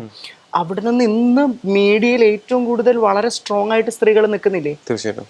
ഇതെങ്ങനെയാണെന്നറിയോ? ഇത് ജെൻഡർ ഇക്വാലിറ്റിയും ഫെമിനിസവും നോർമലൈസ് ആയതുകൊണ്ടാണ്. അത് സ്ത്രീകൾക്ക് പുരുഷന്മാരോടൊപ്പം തന്നെ എല്ലാ മേഖലയിലും കഴിവ് തെളിയിക്കാനുള്ള അവകാശവും നീതിയും ഉണ്ട് എന്നത് ഒരു നോർമലൈസ് ആയതുകൊണ്ടാണ് ആ ഒരു മാറ്റം സാധ്യമായത്. ഞാനൊക്കെ പഠിക്കുന്ന സമയത്ത് എൻ്റെ ഒരു ചൈൽഡ്ഹുഡ് എന്ന് പറയുന്നത് ഒരു ഹോണ്ടഡ് ഫീലാണ്, ഒരു ട്രോമറ്റൈസ്ഡ് ആയിട്ടുള്ള ഒരു ചൈൽഡ്ഹുഡാണ്. കൂടെ പഠിക്കുന്ന പിള്ളേർ തന്നെ കളിയാക്കുക, ഇവൻ ടീച്ചേഴ്സ് കളിയാക്കുക, പല സിനിമകളുടെ പേര് പറഞ്ഞ് അറിയാലോ കളിയാക്കുന്നേക്ക് ഒരു സാഹചര്യം ഉണ്ടായിരുന്നു. അവിടെ നിന്ന് ഇന്ന് എനിക്ക് വളരെ നേരിട്ടറിയുന്ന കുട്ടികള്, ഫെമിനൈൻ ആയിട്ടുള്ള കുട്ടികള്, അവർ ഗേ ആണോ ലെസ്ബിയൻ ആണോ എന്നൊന്നും അല്ല ഞാൻ ഈ പറയണത്. അവർ ഫെമിനൈൻ ആയിട്ടുള്ള ആൺകുട്ടികള് അവരുടെ കൂട്ടുകാരിങ്ങനെ തോളി കൈപിടിച്ച് അവരിങ്ങനെ ഭയങ്കര കോൺഫിഡൻ്റ് ആയിട്ട് നടന്നു പോകുന്നത് കാണുമ്പോൾ ഞാൻ ആഗ്രഹിക്കും എൻ്റെ കാലഘട്ടത്തിൽ ഇങ്ങനെ ഉണ്ടായിരുന്നില്ലല്ലോ എന്ന്. കാരണം എന്താണെന്നറിയോ? ക്യൂർ കമ്മ്യൂണിറ്റി നോർമലൈസ് ആയതുകൊണ്ടാണ്. നിങ്ങൾ പറയുന്നത് നിങ്ങളുടെ മക്കളുടെ കൂടെ പഠിക്കുന്ന കുട്ടികളെ കളിയാക്കുന്ന മക്കളായിട്ട് വളരണമെന്നും നിങ്ങളുടെ മക്കൾ ഈ കളിയാക്കലുകൾക്ക് വിധേയമായി ചൈൽഡ്ഹുഡ് ട്രോമറ്റൈസ്ഡ് ആവണമെന്നാണോ നിങ്ങൾ പറയണത്? അതിനെ അംഗീകരിക്കുന്നുണ്ടോ എന്നാണ് ലക്ഷ്മി പറയുന്നത്? എന്നാണ് ലക്ഷ്മി പറയണതിനാണ് തെറ്റാണെന്ന് പറയണത്. അത് നോർമലൈസ്ഡ് ആവണം. ലക്ഷ്മിയുടെ മകൻ ഇപ്പൊ മകൻ എന്ന് പറയുമ്പോഴത്തേ ഇപ്പൊ ഒരാൾ പൊക്കി പിടിച്ചുകൊണ്ടുവരും വീട്ടിലെ കുട്ടികളെ കളിയാക്കുന്നു എന്ന് പറഞ്ഞിട്ട് എന്തോ ആയിക്കോട്ടെ.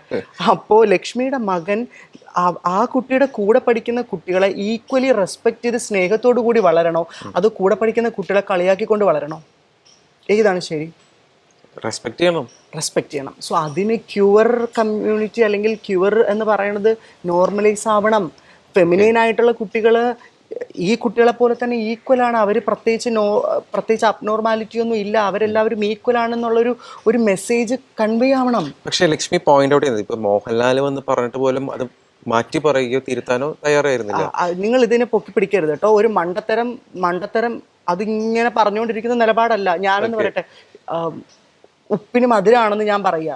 ആ ഉപ്പിന് മധുരാണ് പറഞ്ഞാൽ അത് നിലപാടാവും. ഒരു എക്സാമ്പിൾ ആണ് ഇപ്പൊ നേരത്തെ പറഞ്ഞ 8ാം ക്ലാസ്സിലത്തെ കുട്ടി എൻ്റെ അടുത്ത് ചോദിച്ചത്. ബിഗ് ബോസ് എന്ന ഷോയിൽ ഇങ്ങനെ ആരാണ് വ്യക്തി എന്ന് ഞാൻ പറയുന്നില്ല, ആ വ്യക്തി എൻ്റെ അടുത്ത്, ആ വ്യക്തിനെ കണ്ടിട്ടാണ് ആ കുട്ടി എൻ്റെ അടുത്ത് വന്ന് ചോദിക്കുന്നത്. 8ാം ക്ലാസ്സുകാരെ ഒരു കുട്ടി എന്ന് തന്നെ പറയാൻ പറ്റുള്ളൂ.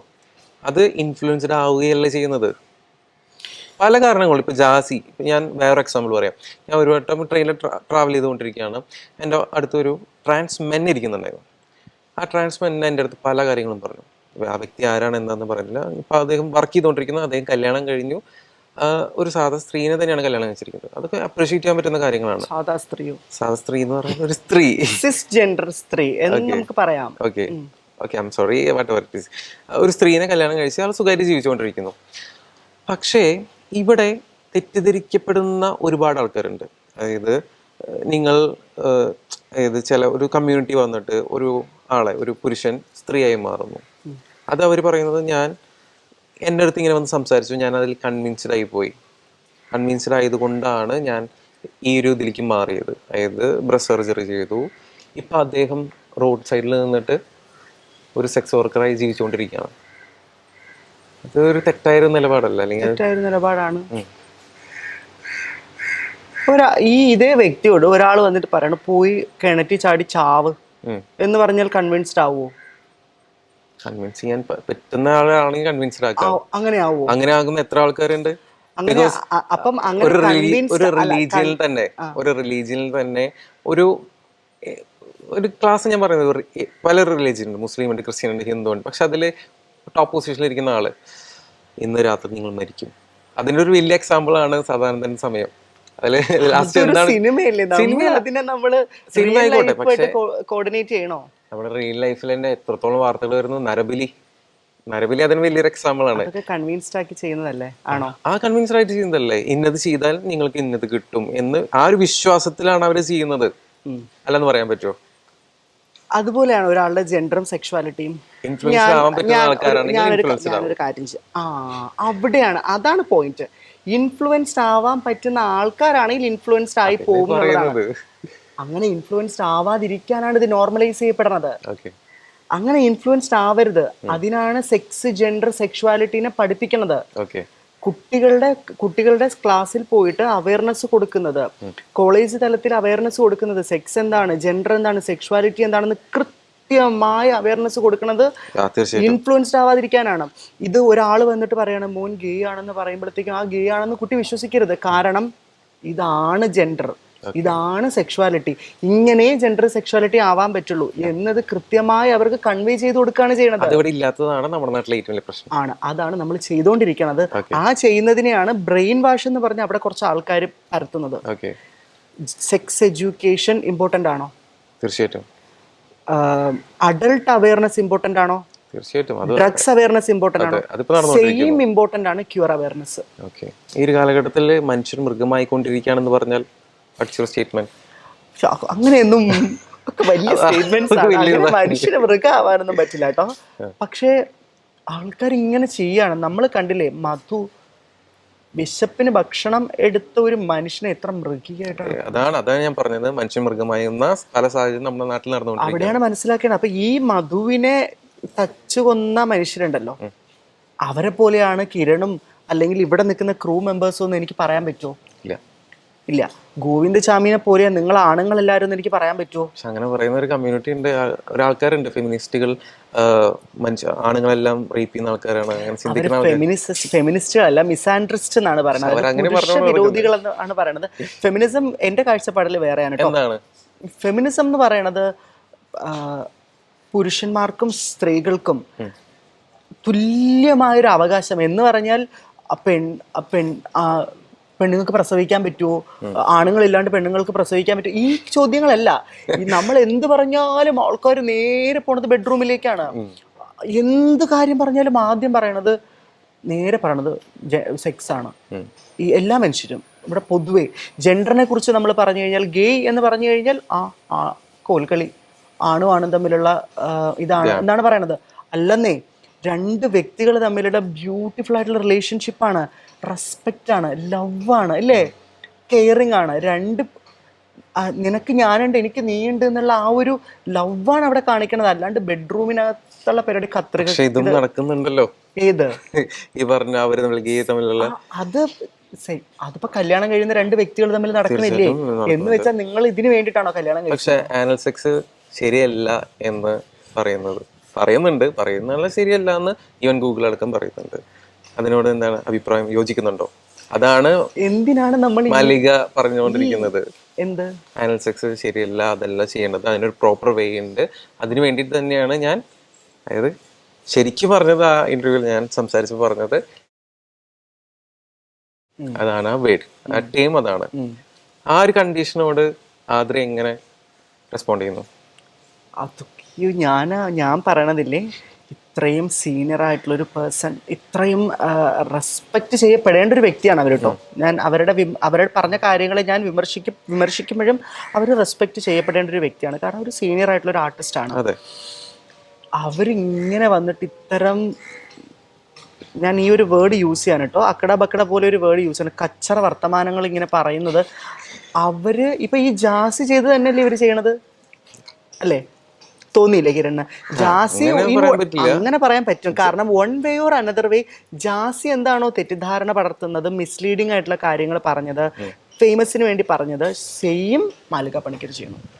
മാലിക പണിക്കർ വേറൊരു രീതിയിൽ ചെയ്യണം, ജാസി വേറൊരു രീതിയിൽ ചെയ്യണം. മാലിക പറയുന്ന സ്റ്റേറ്റ്മെന്റിനെ സപ്പോർട്ട് ചെയ്യുന്ന ആൾക്കാരുണ്ട്.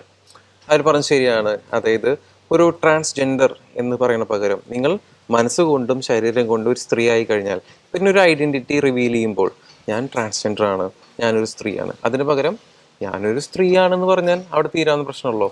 ഈ ട്രാൻസ്ജെൻഡർ എന്ന് പറയുമ്പോൾ പല ആൾക്കാരും നെറ്റിച്ചുളിയാനുള്ള റീസൺ എന്താണെന്ന് എപ്പോഴെങ്കിലും ചിന്തിച്ചിട്ടുണ്ടോ? കിരണിന്റെ ചോദ്യത്തിന്റെ ആദ്യം മുതൽ ഞാൻ ഉത്തരം പറഞ്ഞു വരാം.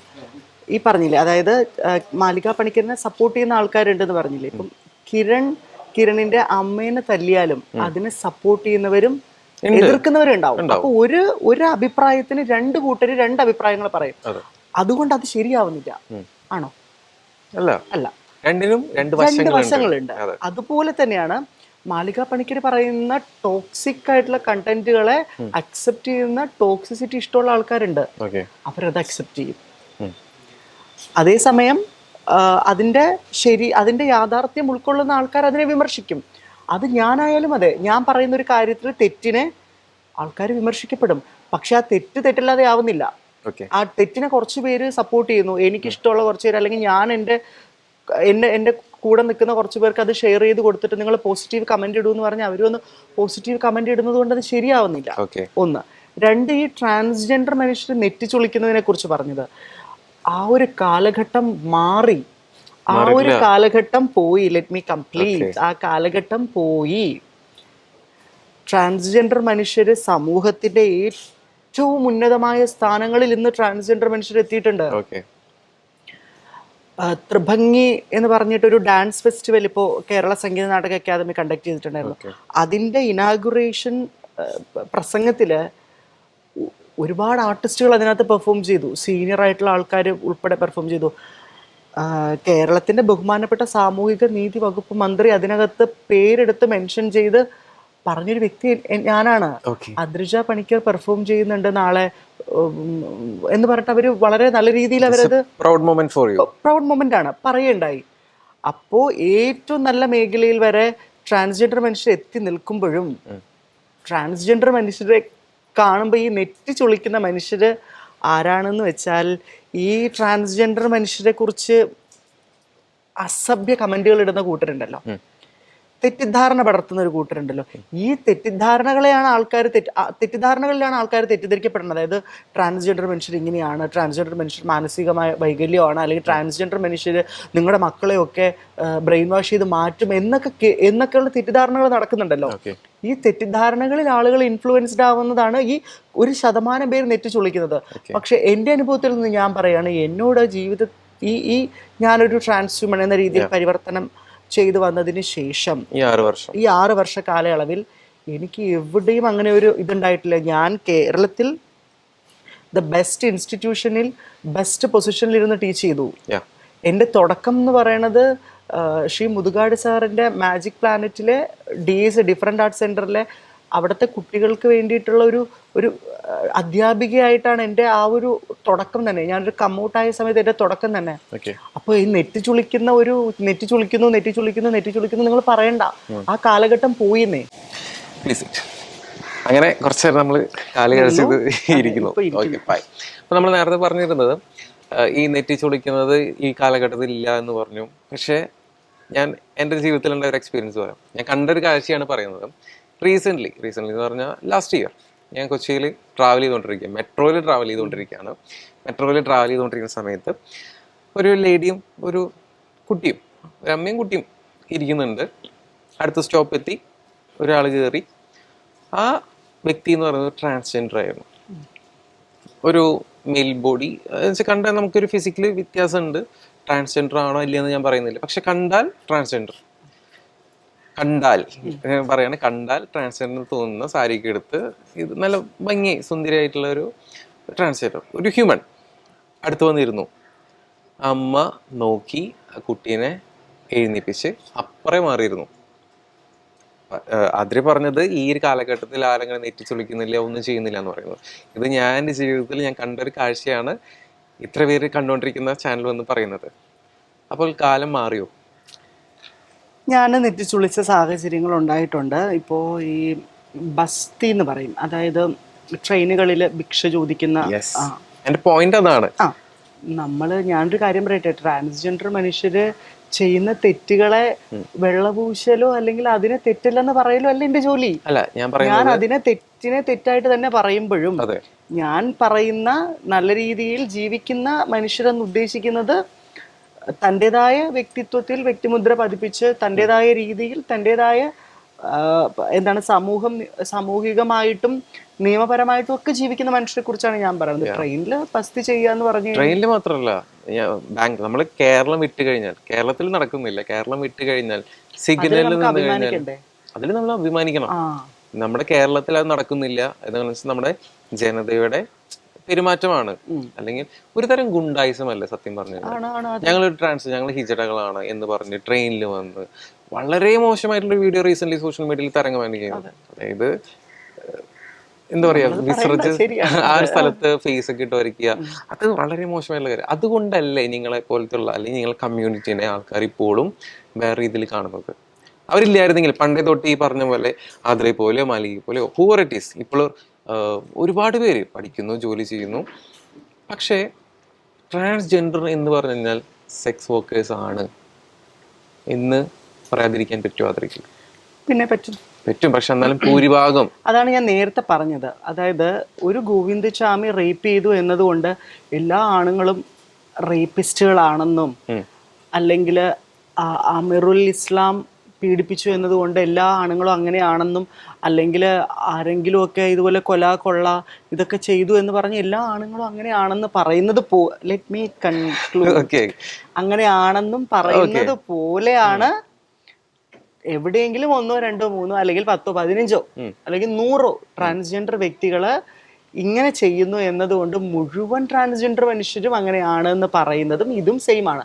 സോ കിരൺ നേരത്തെ പറഞ്ഞത്, അതായത് ഗോവിന്ദചാമി പീഡിപ്പിച്ചു അതുകൊണ്ട് കിരണും പീഡിപ്പിക്കുന്ന ഒരാളാണെന്ന് ഞാൻ പറയുന്ന ആ സ്റ്റേറ്റ്മെന്റിനെ കിരൺ അംഗീകരിക്കോ? ഇത് പറഞ്ഞപ്പോൾ ഞാൻ അടുത്ത കാര്യം പറയാണ്. ഒരു സ്ത്രീ, ഒരു പെൺകുട്ടീനെ എടുക്കാം. ഒരു ഒരു സ്ട്രീറ്റ് വേ, അതിൽ ലൈറ്റ് ഇല്ല, ഒറ്റയ്ക്ക് നടന്നു പോകുന്നു. ഇതേ കിരൺ അല്ലെങ്കിൽ ഞാനോ ഈ കാണുന്ന ആരെങ്കിലും ആയിക്കോട്ടെ, ഒരു പുരുഷൻ അവിടെ നിന്ന് നടന്നു വരുന്നുണ്ടെങ്കിൽ ഒന്നും ബൈക്കില്ലേ? ബൈക്കുന്ന കാലഘട്ടത്തിലൂടെയാണ് നമ്മൾ പോയിക്കൊണ്ടിരിക്കുന്നത്. ബിക്കോസ് റേപ്പ് പറഞ്ഞു ഗോവിന്ദചാമി മറ്റേരു മറിച്ചെന്ന് പറഞ്ഞു ഒരുപാട് പേരുണ്ട്. ഗോവിന്ദചാമിയെ നോട്ടീസ് ചെയ്യുന്നത് ആൾക്ക് കൈ ഉണ്ടായിരുന്നില്ല, ഒറ്റ കൈയിന വ്യക്തി ട്രെയിനിൽ വളരെ ക്രൂരമായി പീഡിപ്പിച്ചുകൊണ്ടാണ് അദ്ദേഹത്തിന്റെ ഫ്രണ്ട് പേജിൽ വന്നത്. കിരൺ പറഞ്ഞതിനകത്ത് തന്നെ എന്റെ ആൻസർ ഉണ്ട്. അതായത് ആ വന്ന വ്യക്തിനെ കണ്ട് ഭയന്നു. ആര്? ഈ ഓപ്പോസിറ്റ് വന്ന പെൺകുട്ടി ഭയന്നു. ആ വ്യക്തി തെറ്റുകാരനാണോ? അല്ല. പക്ഷെ ഇവിടെ ഭയന്നു അല്ലേ? ഈ സെയിം തന്നെയാണ് ഇവിടെ നടക്കുന്നത്. ആ വ്യക്തി തെറ്റുകാരിയോ അല്ല, പക്ഷെ ആ നേരത്തെ പറഞ്ഞ മെട്രോയിൽ കണ്ട ലേഡിക്ക് ആ വ്യക്തിനെ കണ്ടപ്പോൾ ഒരു ഭയം തോന്നി. പക്ഷെ അത് അവരുടെ തെറ്റല്ല. പക്ഷെ പറഞ്ഞല്ലോ നേരത്തെ, ഒരു ഗോവിന്ദചാമിയോ മറ്റുള്ള ഒരാൾ കാരണം എല്ലാ പുരുഷന്മാരും റേപ്പിസ്റ്റുകളല്ല എന്ന് പറഞ്ഞ പോയിന്റിനെയാണ് ഞാൻ ഇവിടെ ചോദ്യം ചെയ്യുന്നത്. അങ്ങനെയാണെങ്കിൽ ട്രാൻസ്ജെൻഡർ ഒരാൾ ചെയ്തതുകൊണ്ടാണ് നിങ്ങൾ ഇത്രയും കമ്മ്യൂണിറ്റീനെ ആൾക്കാർ നെറ്റിച്ചൊളിച്ച് അല്ലെങ്കിൽ മാറ്റി നിർത്തുന്നത് പറയുന്നത്. അതെന്തുകൊണ്ടാണെന്ന് അറിയാമോ? Because it's A minority community. മനസ്സിലായോ? മൈനോറിറ്റി കമ്മ്യൂണിറ്റികളുടെ പുറത്തേക്ക് വെക്കുന്ന കുത്തുന്ന ചാപ്പകൾ, ഇത് കിരൺ ശ്രദ്ധിച്ചാൽ മൈനോറിറ്റി റിലീജിയനിൽ നോക്കിയാലും മൈനോറിറ്റി മതങ്ങളിൽ നോക്കിയാലും സമാനമായ ചാപ്പകുത്തലുകൾ കാണാൻ പറ്റും. ഞാൻ വിശദീകരിക്കുന്നില്ല, അത് അല്ല ടോപ്പിക് എന്നുള്ളതല്ല, ആ ഒരു മെസ്സേജ് നമ്മളെ സൊസൈറ്റിയിലേക്ക് കൊടുക്കാൻ പാടില്ല. അതുകൊണ്ട് ഞാൻ ആ ടോപ്പിക്കേ പറയുന്നില്ല. അല്ലെ? സെയിം തന്നെയാണ് അതുപോലെ മൈനോറിറ്റി കാസ്റ്റുകളുടെ പുറത്ത് ഇതേപോലുള്ള ചാപ്പകുത്തലുകളില്ലേ? തീർച്ചയായിട്ടും. മൈനോറിറ്റി ആയിട്ടുള്ള മനുഷ്യരുടെ മുകളിലേക്ക് കുതിര കയറാൻ കാലാകാലങ്ങളായി മെജോറിറ്റിയായ മനുഷ്യർക്കുള്ള ഒരു താല്പര്യം, ആ താല്പര്യമാണ് ഇവിടെയും പ്രതിഫലിക്കുന്നത്. പക്ഷേ മനുഷ്യരാണ്, സ്ഥിരമായി മാറ്റങ്ങൾക്ക് വിധേയരാക്കപ്പെടുന്നവരാണ്, സ്ഥിരമായി പ്രോഗ്രസീവായി മുന്നോട്ട് പോകുന്നവരാണ്, ബുദ്ധിപരമായും ബൗദ്ധികമായും അക്കാദമിക തലത്തിലും മുകളിലേക്ക് പോകുന്ന മനുഷ്യരാണ്. അതുകൊണ്ട് തന്നെ നമ്മൾ ഈ റിലീജിയൻ ന്യൂനപക്ഷ മതങ്ങളെയും ന്യൂനപക്ഷ ജാതി മനുഷ്യരിലും കുത്തപ്പെടുന്ന ചാപ്പകളെ നമ്മൾ എതിർത്തതുപോലെ ഒരു സമൂഹം, സൊസൈറ്റി ലിംഗലൈംഗിക ന്യൂനപക്ഷ മനുഷ്യർക്കെതിരായ ചാപ്പകുത്തലുകൾക്കെതിരെ സംസാരിക്കുന്ന വലിയൊരു സമൂഹം ഉയർന്നു വരുന്നുണ്ട്. ഇന്നൊരു ട്രാൻസ്ജെൻഡർ വ്യക്തി ഇവിടെ ഈ ഒരു സീറ്റിൽ ഞാനൊരു ട്രാൻസ്ജെൻഡർ വ്യക്തി വന്ന് ഇരിക്കുന്നതിൽ ട്രാൻസ്ജെൻഡർ വ്യക്തികളുടെ മാത്രം കോൺട്രിബ്യൂഷൻ അല്ല. ട്രാൻസ്ജെൻഡർ മനുഷ്യർ, ലൈംഗിക ന്യൂനപക്ഷങ്ങൾ എന്ന് പറയുന്നത് ഗെയ്, ലെസ്ബിയൻ, ബൈ, ക്യൂർ മനുഷ്യര്, ഫെമിനിസ്റ്റുകള്, സ്ട്രെയിറ്റ് അലൈസ്, ഹെട്രോസെക്ഷൽ ആയിട്ടുള്ള മനുഷ്യര്, ഹെട്രോസെക്ഷൽ ആയിട്ടുള്ള അലൈ, അതായത് ഈ ക്യൂർ ഇതിലേക്ക് അലൈ ആയിട്ടുള്ള മനുഷ്യര്, അഡ്വക്കേറ്റ്സ്, ഡോക്ടേഴ്സ്, എഡ്യൂക്കേറ്റേഴ്സ്, ഇങ്ങനെയുള്ള സമൂഹത്തിൽ ബൗദ്ധികമായും അക്കാദമിക തലത്തിലും ഉയർന്ന മനുഷ്യർ എല്ലാവരും ചേർന്ന് നിന്ന് നടത്തിയ പോരാട്ടങ്ങൾക്കൊടുവിലാണ് ഇന്നിവിടെ ഞാൻ ഇരിക്കുന്നത്. ഇന്ത്യയിൽ ഈ ഒരു നാൽസ ജഡ്ജ്മെന്റ് വരുന്നത് ട്രാൻസ്ജെൻഡർ വ്യക്തികളുടെ ഇതല്ല. ട്രാൻസ്ജെൻഡർ വ്യക്തികളുടെ കൂടെ അല്ലെങ്കിൽ ട്രാൻസ്ജെൻഡർ വ്യക്തികൾക്ക് വേണ്ടി പോരാടിയ ഹെട്രോസെക്ഷൽ ആയിട്ടുള്ള മനുഷ്യരുണ്ട്. മനസ്സിലായില്ലേ? അങ്ങനെ ഒരു സമൂഹമുണ്ട്. ആ സമൂഹത്തിൽ നിന്നിട്ടാണ് എല്ലാത്തിനും ഒരു പുഴുക്കുത്തുകൾ ഉണ്ടാവുമല്ലോ. ആ സമൂഹത്തിലെ പുഴുക്കുത്തുകൾ ഒരു സൈഡിൽ ഇരുന്നിട്ട് ഇങ്ങനെ ചൊറിയുമ്പോഴത്തേക്കും, അതായത് ഹോമോഫോബിയ എന്ന് പറയില്ലേ ഇതിനെ, ഈ ഹോമോഫോബിയക്ക് ഒറ്റ മരുന്നേ ഉള്ളൂ: വിദ്യാഭ്യാസം, എഡ്യൂക്കേഷൻ. അതുള്ളത് കൊണ്ടാണ് ആദ്രീനെയും നമ്മള് ബാക്കിയുള്ള ആൾക്കാരൊക്കെ സാദിയ അവരൊക്കെ നിങ്ങൾ ചെയ്യുന്നത്, നിങ്ങൾ എന്തുകൊണ്ട് അംഗീകരിക്കുന്നു, നിങ്ങൾ എന്തുകൊണ്ട്, ഞാൻ നിങ്ങളെ റെസ്പെക്ട് ചെയ്യുന്നു, സമൂഹം നിങ്ങളെ റെസ്പെക്ട് ചെയ്യുന്നുണ്ടെങ്കിൽ നിങ്ങളുടെ ഹാർഡ് വർക്കിനാണ്. ഇതില്ലാതെ നടക്കുന്ന സെക്സ് വർക്ക് ചെയ്ത് ഞാൻ ചോദിച്ചു സെക്സ് വർക്കിന് ഞാൻ കണ്ട് സംസാരിച്ചു. പറയുന്നത് ഞാൻ ഒരു കൂലിപ്പണിക്കാരനായിരുന്നു. എല്ലാവരും കേൾക്കണം, ശ്രദ്ധിക്കണം. എൻ്റെ ലൈഫിലുള്ള എക്സ്പീരിയൻസ് ഞാൻ ഒബ്സർവ് ചെയ്യുന്ന ഒരാളാണ്. ഒരുപാട് എക്സ്പീരിയൻസ് ഉള്ളൊരു വ്യക്തി. അതെ, നമ്മൾ ഒബ്സർവ് ചെയ്യുന്ന, ഇപ്പം നിങ്ങൾ കാണുന്നുണ്ടെങ്കിൽ, നിങ്ങൾ ഈ ട്രാൻസ്ജെൻഡർ കമ്മ്യൂണിറ്റിയിൽ കാണുന്ന ചില ആൾക്കാർ ചിലപ്പോൾ ചിന്തിക്കുന്നുണ്ടാവും, ഒരു ദിവസം ഞാൻ ഒരു കൂലിപ്പണിക്ക് പോയി കഴിഞ്ഞാൽ കിട്ടുന്നത് 1000 രൂപ മാക്സിമം, അല്ലെങ്കിൽ 1500 കൂട്ടിക്കോ. പക്ഷേ ഇവിടെ ഞാൻ വർക്ക് ചെയ്യുന്നത്, ഞാൻ ജസ്റ്റ് ഒരു ബ്രസ്റ്റ് സർജറി ചെയ്ത് ലിഫ്റ്റ് അപ്പ് ചെയ്ത് ഒരു വൈഡ് ബ്ലൗസ് ഇട്ട് ഒരു സാരി ചുറ്റി റോഡ് സൈഡിൽ നിന്നത് എനിക്കൊരു ദിവസം 10000 രൂപ കിട്ടും. മാലിക്കും ഇത് തന്നെയാണ് പറഞ്ഞത്, for money they are working. ആ സ്റ്റേറ്റ്മെന്റ് മാലിക പണിക്കർ പറഞ്ഞ ആ സ്റ്റേറ്റ്മെന്റിനെയൊക്കെ ഞാൻ അംഗീകരിക്കുന്നു. പക്ഷെ എൻ്റെ ചോദ്യം, ഇത് കാരണം ഒരുപാട് ജീവിതങ്ങൾ തകർന്നു. ബിക്കോസ് കേരളത്തിൽ, എസ്പെഷ്യലി കൊച്ചി, പാലക്കാട്, ഇപ്പോൾ പാലക്കാടാണ് കൂടുതൽ മാലിക പറയുന്നത്, വട്ട് വെറൈറ്റീസ് ഞാൻ റെക്കോർഡ് നോക്കുന്നത്. പക്ഷെ കേരളത്തിൽ HIV പോസിറ്റിവിറ്റി കൂടിക്കൊണ്ടിരിക്കുകയാണ്. ട്രാൻസ്ജെൻഡർ മനുഷ്യരാണോ അത് ഞാൻ ചോദിക്കുന്നത്? അത് നിങ്ങളുടെ കമ്മ്യൂണിറ്റിയിലോ പല കമ്മ്യൂണിറ്റീസ്. കിരൺ വ്യക്തമാക്കണം, കേരളത്തിൽ HIV കൂടുന്നത് കാരണം ട്രാൻസ്ജെൻഡർ മനുഷ്യരാണോ? അല്ല, ഞാൻ അങ്ങനെ ഒരു റെക്കോർഡ് ഉണ്ടോ? അങ്ങനെ മാത്രമല്ല ഞാൻ പറയുന്നത്. അങ്ങനെ തെറ്റിദ്ധാരണകൾ ഫാക്ട് അല്ല ഞാൻ പറയുന്നത്. ട്രാൻസ്ജെൻഡർ എന്ന് മാത്രമല്ല പറയുന്നത്, പക്ഷെ നമ്മൾ റോഡ് സൈഡിൽ കാണുന്ന പല ആൾക്കാരും ഭൂരിപക്ഷം ഈ ട്രാൻസ്ജെൻഡേഴ്സ് ആണ്. ജസ്റ്റ് ബൂബ്സ് ലിഫ്റ്റ് ചെയ്തിട്ട് നിൽക്കുന്നു, കാര്യങ്ങൾ ചെയ്യുന്നു. ഇത് നിങ്ങളുടെ കമ്മ്യൂണിറ്റി വഴി അല്ലെങ്കിൽ നമ്മുടെ ഗവൺമെന്റ് ഇതിൽ എന്തെങ്കിലും ആക്ഷൻ എടുക്കണ്ടേ എന്നുള്ളതാണ് എൻ്റെ ചോദ്യം. അത് ഗവൺമെന്റിനോട് ചോദിക്കേണ്ട ഒരു ചോദ്യമാണ്. What's your opinion? ഞാൻ പറയാം. ഈ സെക്സ്, ഒരാള് പേര് A എന്നിരിക്കട്ടെ, ഈ A ഈ പറഞ്ഞതുപോലെ വൈഡ് ബ്ലൗസ് ഇട്ട് സാരി ഉടുത്ത് റോഡിൽ വന്ന് നിന്നു. ഒരു ദിവസം വന്ന് നിന്നു, ആരും വന്നില്ല. സെക്കൻഡ് ഡേ വന്ന് നിന്നു, ആരും വന്നില്ല. തേർഡ് ഡേ വന്ന് നിന്നു, ആരും വന്നില്ല. അങ്ങനെ ഒരു 5-10 ദിവസം നിന്നിട്ട് ആരും വന്നിട്ട് ചിലപ്പോൾ വേറൊരു സ്ഥലത്ത് പോയി നിന്നു, അവിടെയും ഇതാണ് അനുഭവം. വേറൊരു സ്ഥലത്ത് പോയി നിന്നു, അവിടെയും ഇതാണ് അനുഭവം. നാച്ചുറലി അവരത് ഉപേക്ഷിക്കില്ലേ? അപ്പോ ഈ റോഡിൽ ഈ പറഞ്ഞ വൈഡ് ബ്ലൗസും സാരിയും ചുറ്റി നിൽക്കുന്ന ആൾക്കാരെ വാങ്ങാൻ ആൾക്കാരുണ്ട്. അത് ട്രാൻസ്ജെൻഡർ മനുഷ്യരല്ല. ആണുങ്ങൾ വന്ന് വാങ്ങുന്നില്ലേ? അതുകൊണ്ടാണല്ലോ ഈ പറഞ്ഞ 100 രൂപ കൂലിപ്പണി ചെയ്താൽ കിട്ടുന്നിടത്ത് 10000 രൂപ കിട്ടുന്ന 10000 രൂപ കൊടുക്കുന്ന ആണുങ്ങളില്ലേ? ആ ആണുങ്ങൾ കൊടുക്കുന്നോണ്ടല്ലേ അവരവിടെ നിൽക്കണത്. അപ്പൊ ആരാണ് ശരിയാവേണ്ടത്?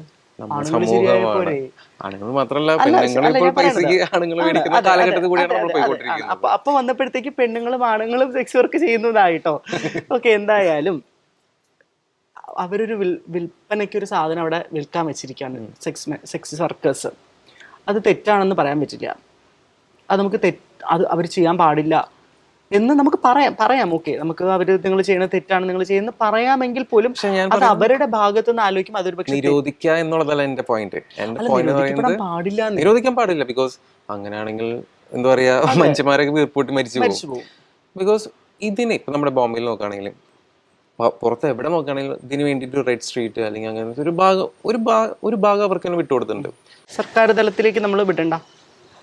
ഈ റോഡിലേക്ക് പോകുന്ന ആൾക്കാര്, ഇൻഡിവിജ്വൽസ്, അവർ സ്വയം വിചാരിക്കുകയാണ്, ഓ വേണ്ട, എൻ്റെ ഭാര്യ ഉണ്ടല്ലോ വീട്ടിൽ, എനിക്ക് മക്കളുണ്ടല്ലോ, അല്ലെങ്കിൽ എനിക്കൊരു കാമുകി ഉണ്ടല്ലോ, നമ്മൾ ഇതിന് പോണ്ട എന്ന് അവരവർ സ്വയം അങ്ങ് വിചാരിക്കുക. സ്വയം അങ്ങ് നിങ്ങളങ്ങ് നന്നാവുന്നേ. പക്ഷേ അവൈലബിലിറ്റി കുറഞ്ഞു കഴിഞ്ഞാൽ ഇത് ഓട്ടോമാറ്റിക്കലി നിൽക്കില്ലേ? അതാ ഞാൻ അതും ഒരു രണ്ട് വശങ്ങളുണ്ടല്ലോ. ഞാൻ പറഞ്ഞത്, നിങ്ങൾ പറയണത് നിർത്തണം എന്നാണ് നിങ്ങൾ പറയുന്നത് അല്ല എങ്കിൽ- അല്ല നിർത്തണം അല്ല എന്നല്ല. ഞാൻ കിരണിന്റെ സ്റ്റേറ്റ്മെന്റ് അല്ല ഞാൻ പറയണത്, അവിടെ പറയാണ് നിർത്തണം എന്നാണ് നിങ്ങളുടെ സ്റ്റേറ്റ്മെന്റ്. നിങ്ങൾ ഓരോരുത്തരും ഇൻഡിവിജ്വൽ പേഴ്സൺസ് നിങ്ങൾ നന്നാവൂ, നിങ്ങൾ പോവാണ്ടിരിക്കൂ. അപ്പോൾ ഓട്ടോമാറ്റിക്കലി ഇതിന്റെ ഇത് ഒരു നല്ലൊരു പണം കിട്ടുന്ന മേഖലയല്ല എന്ന് മനസ്സിലാക്കി അവർ നിർത്തി പൊക്കോളുമായിരിക്കും. അല്ല, ഈ പറയുന്നത് പോലെ തന്നെ അത് സർക്കാർ തലത്തിൽ അവർ തീരുമാനിക്കട്ടെ, ഓക്കെ, അതിന് നിയമം വരട്ടെ. അതെ. പക്ഷെ ഞാൻ എന്റെ പോയിന്റ് ഔട്ട് ചെയ്യുന്നത്, റോഡ് സൈഡിൽ കൂടെ ഇങ്ങനെ പല ആൾക്കാർ നിൽക്കുമ്പോൾ, രാത്രി കാലങ്ങളിൽ ഫാമിലിയൊക്കെ യാത്ര ചെയ്യുമ്പോൾ ചെറിയ കുട്ടികൾ ഇങ്ങനെ ഒരു ചോദ്യം ചോദിക്കും, അമ്മ അല്ലെങ്കിൽ അച്ഛ അതാരാണ്, എന്താണ് ആന്റി അവിടെ ഒറ്റയ്ക്ക് നിൽക്കുന്നത്? പിള്ള മനസ്സിൽ കള്ളമില്ല എന്ന് എല്ലാവർക്കും അറിയാം. അപ്പൊ അവര് ആ ഒരു ചോദ്യം ഒഴിവാക്കി കൂടെ, എന്റെ മൈൻഡിൽ എന്റെ ശുദ്ധി അല്ലെങ്കിൽ എന്റെ പോയിന്റ് അതാണ്, ഈ കുട്ടികൾക്കിടയിൽ ഇങ്ങനത്തെ ഒരു തോട്ട് കൊണ്ടുവരാതെ ട്രാൻസ്ജെൻഡേഴ്സ് എല്ലാം നമ്മളെല്ലാവരും ഒരു കുടക്കീഴിൽ ജീവിക്കുന്ന മനുഷ്യരാണ് എന്നുള്ളതാണ് എന്റെ കൺസെപ്റ്റ്. അത് ഒഴിവാക്കി എന്റെയും ഒരു കൺസെപ്റ്റ് അതാണ്. ആ ഒരു കാര്യത്തെ ഞാനും അംഗീകരിക്കുന്നു. അതിനുള്ള മാറ്റങ്ങൾ ഉണ്ടാവട്ടെ. നമുക്കത് നിങ്ങളെ പോലെയുള്ള ആൾക്കാർ വേണ്ടേ ഇങ്ങനെ ഒരു ഇവരോടൊക്കെ പറയുന്നത്, ലൈക്ക് സെക്സ് എഡ്യൂക്കേഷൻ കൊടുക്കണം, നേരത്തെ പറഞ്ഞ അഡൽട്ട് എവറിത്തിങ് എല്ലാത്തിനും ഇതുണ്ട്. പക്ഷെ നിങ്ങളുടെ കമ്മ്യൂണിറ്റി ഇടയിൽ ഇങ്ങനെയുള്ള ആൾക്കാരെ തിരഞ്ഞെടുത്ത് അല്ലെങ്കിൽ ഒരു പൊതുവായിട്ടൊരു ക്ലാസ് നിങ്ങൾ അവർക്കും കൊടുക്കണ്ടേ എന്നുള്ളതാണ് എനിക്ക് ചോദ്യം. ഞാൻ പറയാം, അതിൻ്റെ ഭാഗമായിട്ടാണ് ഇന്ന് നമ്മൾ ട്രാൻസ്ജെൻഡർ മേഖലയിൽ എടുത്തു കഴിഞ്ഞാൽ കമ്മിങ് ജനറേഷൻ എന്ന് പറയുന്ന എല്ലാവരും പഠിക്കുന്ന കുട്ടികളാണ്. ഇപ്പോൾ പഠിച്ച് പോസ്റ്റ് ഗ്രാജുവേഷൻ പാസ്സായി നിൽക്കുന്നു, JRF കിട്ടിയ പിള്ളേരുണ്ട്, PhD സ്കോളേഴ്സായിട്ട് നിൽക്കുന്ന കുട്ടികളുണ്ട്. ഇപ്പം കമ്മിങ് ജനറേഷൻ ഇസ് ചേഞ്ചിങ്. അപ്പോൾ ഞാൻ പറയുന്ന ഒരു 10-20-25 വർഷം കഴിയുമ്പോൾ ഈ ട്രാൻസ്ജെൻഡർ എന്ന വ്യക്തികൾ എല്ലാവരും നല്ല മേഖലയിൽ ജോലി ചെയ്യുന്നവരായിരിക്കും, ഓഫീസുകളിൽ ജോലി ചെയ്യുന്നവരായിരിക്കും. ഒരുപാട് പേര് ഇപ്പൊ തന്നെ ജോലി ചെയ്യുന്നവരുണ്ട് കേട്ടോ. എല്ലാവരും ഒരു ചെറിയൊരു ശതമാനമാണ് കേട്ടോ. ഒരു കേരളത്തിലെ ഒരു കണക്ക് ഒരു 4000 ആൾക്കാരുണ്ടെന്ന് വിചാരിച്ചു കഴിഞ്ഞാൽ ഒരു 400 പേര് പോലും റോഡിൽ നിൽക്കുന്നില്ല. അപ്പോൾ ആ ഒരു ഘട്ടം ഇനിയും മാറും. ഒരു 25 വർഷം കഴിയുമ്പോൾ മാറും. ആൾക്കാരെല്ലാവരും ഈക്വലായി ജീവിക്കും. അപ്പോഴും ഈ പുഴുക്കുത്തുകൾ അവിടെ ഇരുന്ന് ചൊറിഞ്ഞുകൊണ്ടേ ഇരിക്കുകയും ചെയ്യും. പക്ഷെ പുഴുക്കുത്തുകൾ ചൊറിയട്ടെ, പക്ഷെ മാറേണ്ടവർ മാറട്ടെ.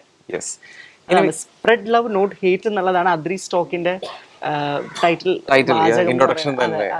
കണ്ടുപിടിച്ച സ്വന്തമായിട്ട് പക്ഷെ എവിടേക്കോ കേട്ട് വരുന്ന. Okay fine.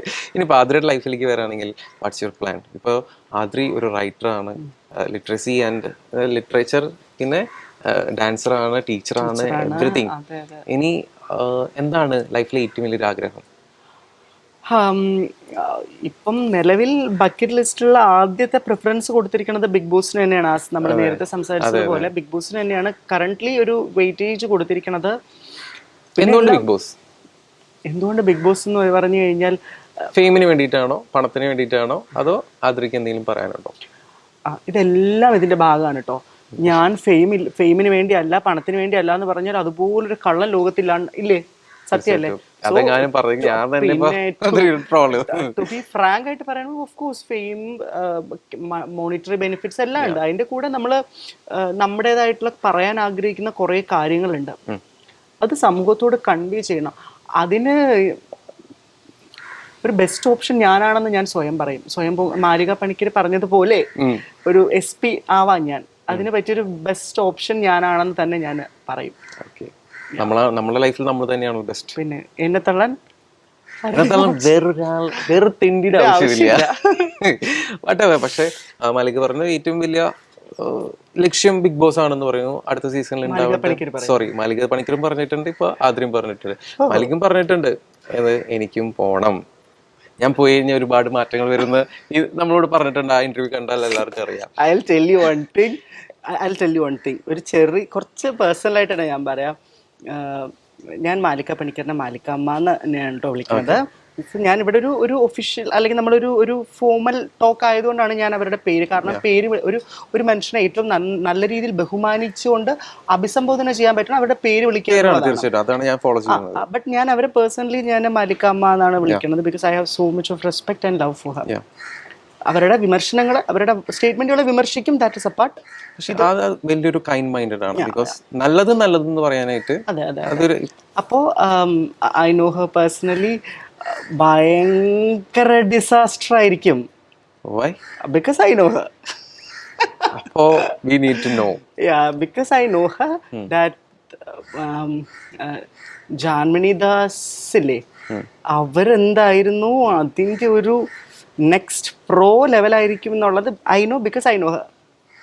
U meaning Janumoni ശപിക്കുന്നു, ജാനുമണിയുടെ വൃത്തികെട്ട സ്ലാങ്, വൃത്തികെട്ട ആംഗ്യങ്ങൾ, ആക്ഷൻസ്, അതൊക്കെയാണോ മാലികയും ചെയ്തുകൊണ്ടിരുന്നു പറഞ്ഞു വരുന്നത്? നമ്മൾ ഇന്റർവ്യൂ കണ്ടില്ല, നമ്മൾ ഇന്റർവ്യൂവിൽ കണ്ടത് എന്താണ് ഇല്ലേ? സോ അതിന്റെ ഒരു pro pro pro pro version ആയിരിക്കും നമ്മളെ ബിഗ് ബോസിൽ കണ്ടാല് എന്നുള്ളതാണ്. എനിക്ക് പ്രേക്ഷകർ, ഇതിപ്പോ ഏഷ്യാനെറ്റിൽ ആരെങ്കിലും കാണുന്നുണ്ടെങ്കിൽ അവരോടുള്ള റിക്വസ്റ്റ് ആണ്, ബിഗ് ബോസ് സീസൺ 8 ജസ്റ്റ് നിങ്ങളുടെ കമ്മ്യൂണിറ്റിയിലെ എല്ലാ ആൾക്കാരും നിർത്തിക്കൊണ്ട് ഒരു 20 പേര്, ട്രാൻസ്ജെൻഡേഴ്സ്, ട്രാൻസ്മെൻ, ട്രാൻസ്വുമൻ, LGBTQ അങ്ങനെയുള്ള ആൾക്കാർ മാത്രമായിട്ട് ഒരു സീസൺ ഇറക്കുകയാണെങ്കിൽ ഭയങ്കര രസമായിരിക്കും, ഭയങ്കര രസമായിരിക്കും. അത്രയും മതി, അതിൽ കൂടുതലൊന്നും വേണ്ട. പക്ഷെ അങ്ങനെ പോവാണെങ്കിൽ അതിൽ പോവോ? അടുത്ത സീസണിൽ ഇങ്ങനത്തെ ഒരു സീസണാണ്, ദി ഗെയിം ഓഫ് ചേഞ്ച് അല്ലെങ്കിൽ the game of equality something, അങ്ങനത്തെ ഒരു ഗെയിം. ഇതിപ്പോ 7ന്റെ പണി നടന്നുകൊണ്ടിരിക്കുന്നു, 8ാമത്തെ സീസൺ നിങ്ങളുടെ കമ്മ്യൂണിറ്റിയിലുള്ള ആൾക്കാർ മാത്രം ആണെങ്കിൽ will you go for it? പോവും. എന്നിട്ട് ഇവരെ കൂടെ എന്താണ്, ബിക്കോസ് ഈ പ്ലാറ്റ്ഫോം യൂസ് ചെയ്യുന്നത് നിങ്ങളെ കമ്മ്യൂണിറ്റിനെ റെപ്രസെന്റ് ചെയ്യുന്നത്, ഈ കമ്മ്യൂണിറ്റിയിലെ എല്ലാ ആൾക്കാരും ഉണ്ട്. അതാണ് അതിന്റെ കാരണം. എന്താണെന്ന് വെച്ചാൽ അതിന്റെ ഓപ്പോസിറ്റ് സൈഡ് പറയാനും ആൾക്കാരുണ്ടെങ്കിലേ ഒരു രസമുള്ളൂ, ഇല്ലെങ്കിൽ നമ്മളെല്ലാവരും ഭയങ്കര ഫാമിലി പോലെ അതിനകത്ത്. പക്ഷെ നിങ്ങൾക്കിടയിൽ ഇപ്പൊ മല്ലിക പറഞ്ഞ സ്റ്റേറ്റ്മെന്റിനോട് ആദ്രി യോജിക്കുന്നില്ല, ആദ്രി പറഞ്ഞ സ്റ്റേറ്റ്മെന്റിനോട് മല്ലിക യോജി, അതുപോലെ പല ആൾക്കാരുണ്ട്. അതൊക്കെ ഉണ്ടാവും. അപ്പൊ അവിടെയും വലിയ കോൺട്രവേഴ്സി, ചർച്ചകൾ ഒരുപാടുണ്ടാവും. എനിക്ക് ജാനുമണിയും കൂടി അതിൽ കയറി കഴിഞ്ഞാൽ അവസ്ഥ നല്ല രസമായിരിക്കും. പക്ഷെ അങ്ങനത്തെ ഒരു സീസൺ ഉണ്ടാവട്ടെ എന്ന് ഞാൻ ഈശ്വരനോട് പ്രാർത്ഥിക്കുകയാണ്. ഞാൻ പ്രാർത്ഥിക്കുന്നു, നമ്മൾ പ്രേക്ഷകർക്ക് എല്ലാവർക്കും അത് കാണാൻ ഒരു ആഗ്രഹമുണ്ട്. ഇനി നമ്മുടെ ലൈഫിലേക്ക് വരികയാണെങ്കിൽ, ആർ യു ഹാപ്പി? എനിക്ക് ഭയങ്കര ഹാപ്പി ആയിട്ട്, വളരെ സന്തോഷത്തോടു കൂടി ഫാമിലി, ഫ്രണ്ട്സ്, പ്രൊഫഷൻ, സ്റ്റുഡൻസിന്റെ അമ്മ എന്ത് പറയുന്നു? അമ്മ സുഖമായിട്ടിരിക്കുന്നു. ഇപ്പൊ കുറച്ച് ആരോഗ്യപരമായിട്ട് she's little bit weak, but അടിപൊളിയായിട്ട് പോകുന്നു. അമ്മ ഇല്ലായിരുന്നെങ്കിൽ ആദ്രിയായിട്ട് ഇരിക്കുമോ ഇവിടെ? ആദ്യമായിട്ട് ഇരിക്കുകയൊക്കെ ചെയ്യും, അതിൽ ഇല്ല. ബട്ട് അമ്മ ഉള്ളത് കൊണ്ട് ഫാമിലിയിൽ കിട്ടിയ കുറെ പ്രിവിലേജസ്, ഒരു സപ്പോർട്ട് ഉണ്ടായിരുന്നു. അതില്ലാത്തതുകൊണ്ടാണ് പല ആൾക്കാരും ഒരുപാട് കഷ്ടപ്പെടുന്നുണ്ട്. ഇത് കാണുന്ന ആൾക്കാരുണ്ടെങ്കിൽ, നിങ്ങളുടെ മക്കളോ ആരെങ്കിലും നിങ്ങളുടെ ഫാമിലി ഉണ്ടെങ്കിൽ ആദ്യം അവർക്ക് പറഞ്ഞു കൊടുക്കുക. ഒരു ഫിസിഷ്യൻ എടുത്ത് അല്ലെങ്കിൽ ഒരു സൈക്കോളജിസ്റ്റ് എടുത്തുകൊണ്ട്. ഓക്കെ, അതിനൊരു പ്രോപ്പർ ചാനൽ എന്താണ്? ഇല്ല, അതായത് ഇപ്പം നമ്മൾ അഡ്വൈസ് ചെയ്ത് നോക്കാലോ. അഡ്വൈസ് ചെയ്യുക എന്ന് പറയുന്നത് എന്താണെന്ന് അറിയാമോ? അത് അഡ്വൈസ് ചെയ്യാൻ ഏറ്റവും ബെസ്റ്റ് ഓപ്ഷൻ എന്ന് പറയുന്നത് ഒരു ട്രാൻസ്ജെൻഡർ വ്യക്തി തന്നെയായിരിക്കും. ഇതിൻ്റെ അകത്തുള്ള പ്രോസ് ആൻഡ് കോൺസ് ഏറ്റവും നന്നായിട്ട് പറഞ്ഞ് മനസ്സിലാക്കി കൊടുക്കാൻ പറ്റുന്നത് ഒരു ട്രാൻസ്ജെൻഡർ വ്യക്തിക്ക് തന്നെയായിരിക്കും. എൻ്റെ അമ്മയും ഞാൻ ഇതുപോലെ ആദ്യമായിട്ട് ആഗ്രഹം പറഞ്ഞപ്പോഴത്തേക്കും അമ്മയുടെ കൺസേൺ എന്ന് പറയുന്നത് ഇതൊക്കെയായിരുന്നു. അപ്പൊ ഞാൻ അമ്മേനെ എഡ്യൂക്കേറ്റ് ചെയ്തു, അമ്മ ഇങ്ങനെയാണ് എഡ്യൂക്കേറ്റ് ചെയ്തു, ആൻഡ് ഷി വാസ് ഓക്കെ. ഇപ്പം എന്താണ്, എൻ്റെ ഫാമിലി വലിയൊരു ഫാമിലിയാണ് കേട്ടോ, കീഴതിയിൽ എന്ന് പറഞ്ഞിട്ട് വലിയൊരു ഫാമിലിയാണ്. വളരെ പണിക്കർ ഫാമിലിയാണ്, അതുകൊണ്ടാണ് പണിക്കർ ഫാമിലിയാണ്. ബട്ട് അതൊരു പ്രിവിലേജ് ഒന്നും അല്ല. ഞാൻ എൻ്റെ അപ്പൂപ്പൻ, അതായത് അമ്മയുടെ അച്ഛൻ, അമ്മയുടെ മുത്തശ്ശൻ, എൻ്റെ മുത്തശ്ശൻ, അമ്മയുടെ അപ്പൂപ്പൻ, ഇവരൊക്കെ പേരിൽ പണിക്കരുന്നുണ്ട്. സോ ഒരു റെസ്പെക്ട് അവരോട്, കാരണം അവരൊക്കെ ഒരുപാട് നല്ല കാര്യങ്ങൾ ചെയ്ത മനുഷ്യരല്ലേ. അപ്പൊ ആ ഒരു റെസ്പെക്ട്, അതാണ്. സഹദേവ് പണിക്കർ എന്നായിരുന്നു, ബാഹുലേ പണിക്കർ. അപ്പൊ അതുകൊണ്ടൊരു പണിക്കർ. പണിക്കർ സ്റ്റേജ് നെയിമാണ് എൻ്റെ. ഓക്കെ, നമ്മൾ ഈ തൂലിക നാമം എന്ന് പറയുന്ന പോലെ സ്റ്റേജ് നെയിമാണ്. അദ്രിജ ദാസ് എന്നുള്ളതാണ് ഒഫീഷ്യൽ നെയിം. അടുത്ത ചോദ്യം, ഹൂസ് ദാസ്? ആരാണ്? അച്ഛന്റെ പേരാണോ ദാസ്? അല്ല, എൻ്റെ പേര് തന്നെയാണ്.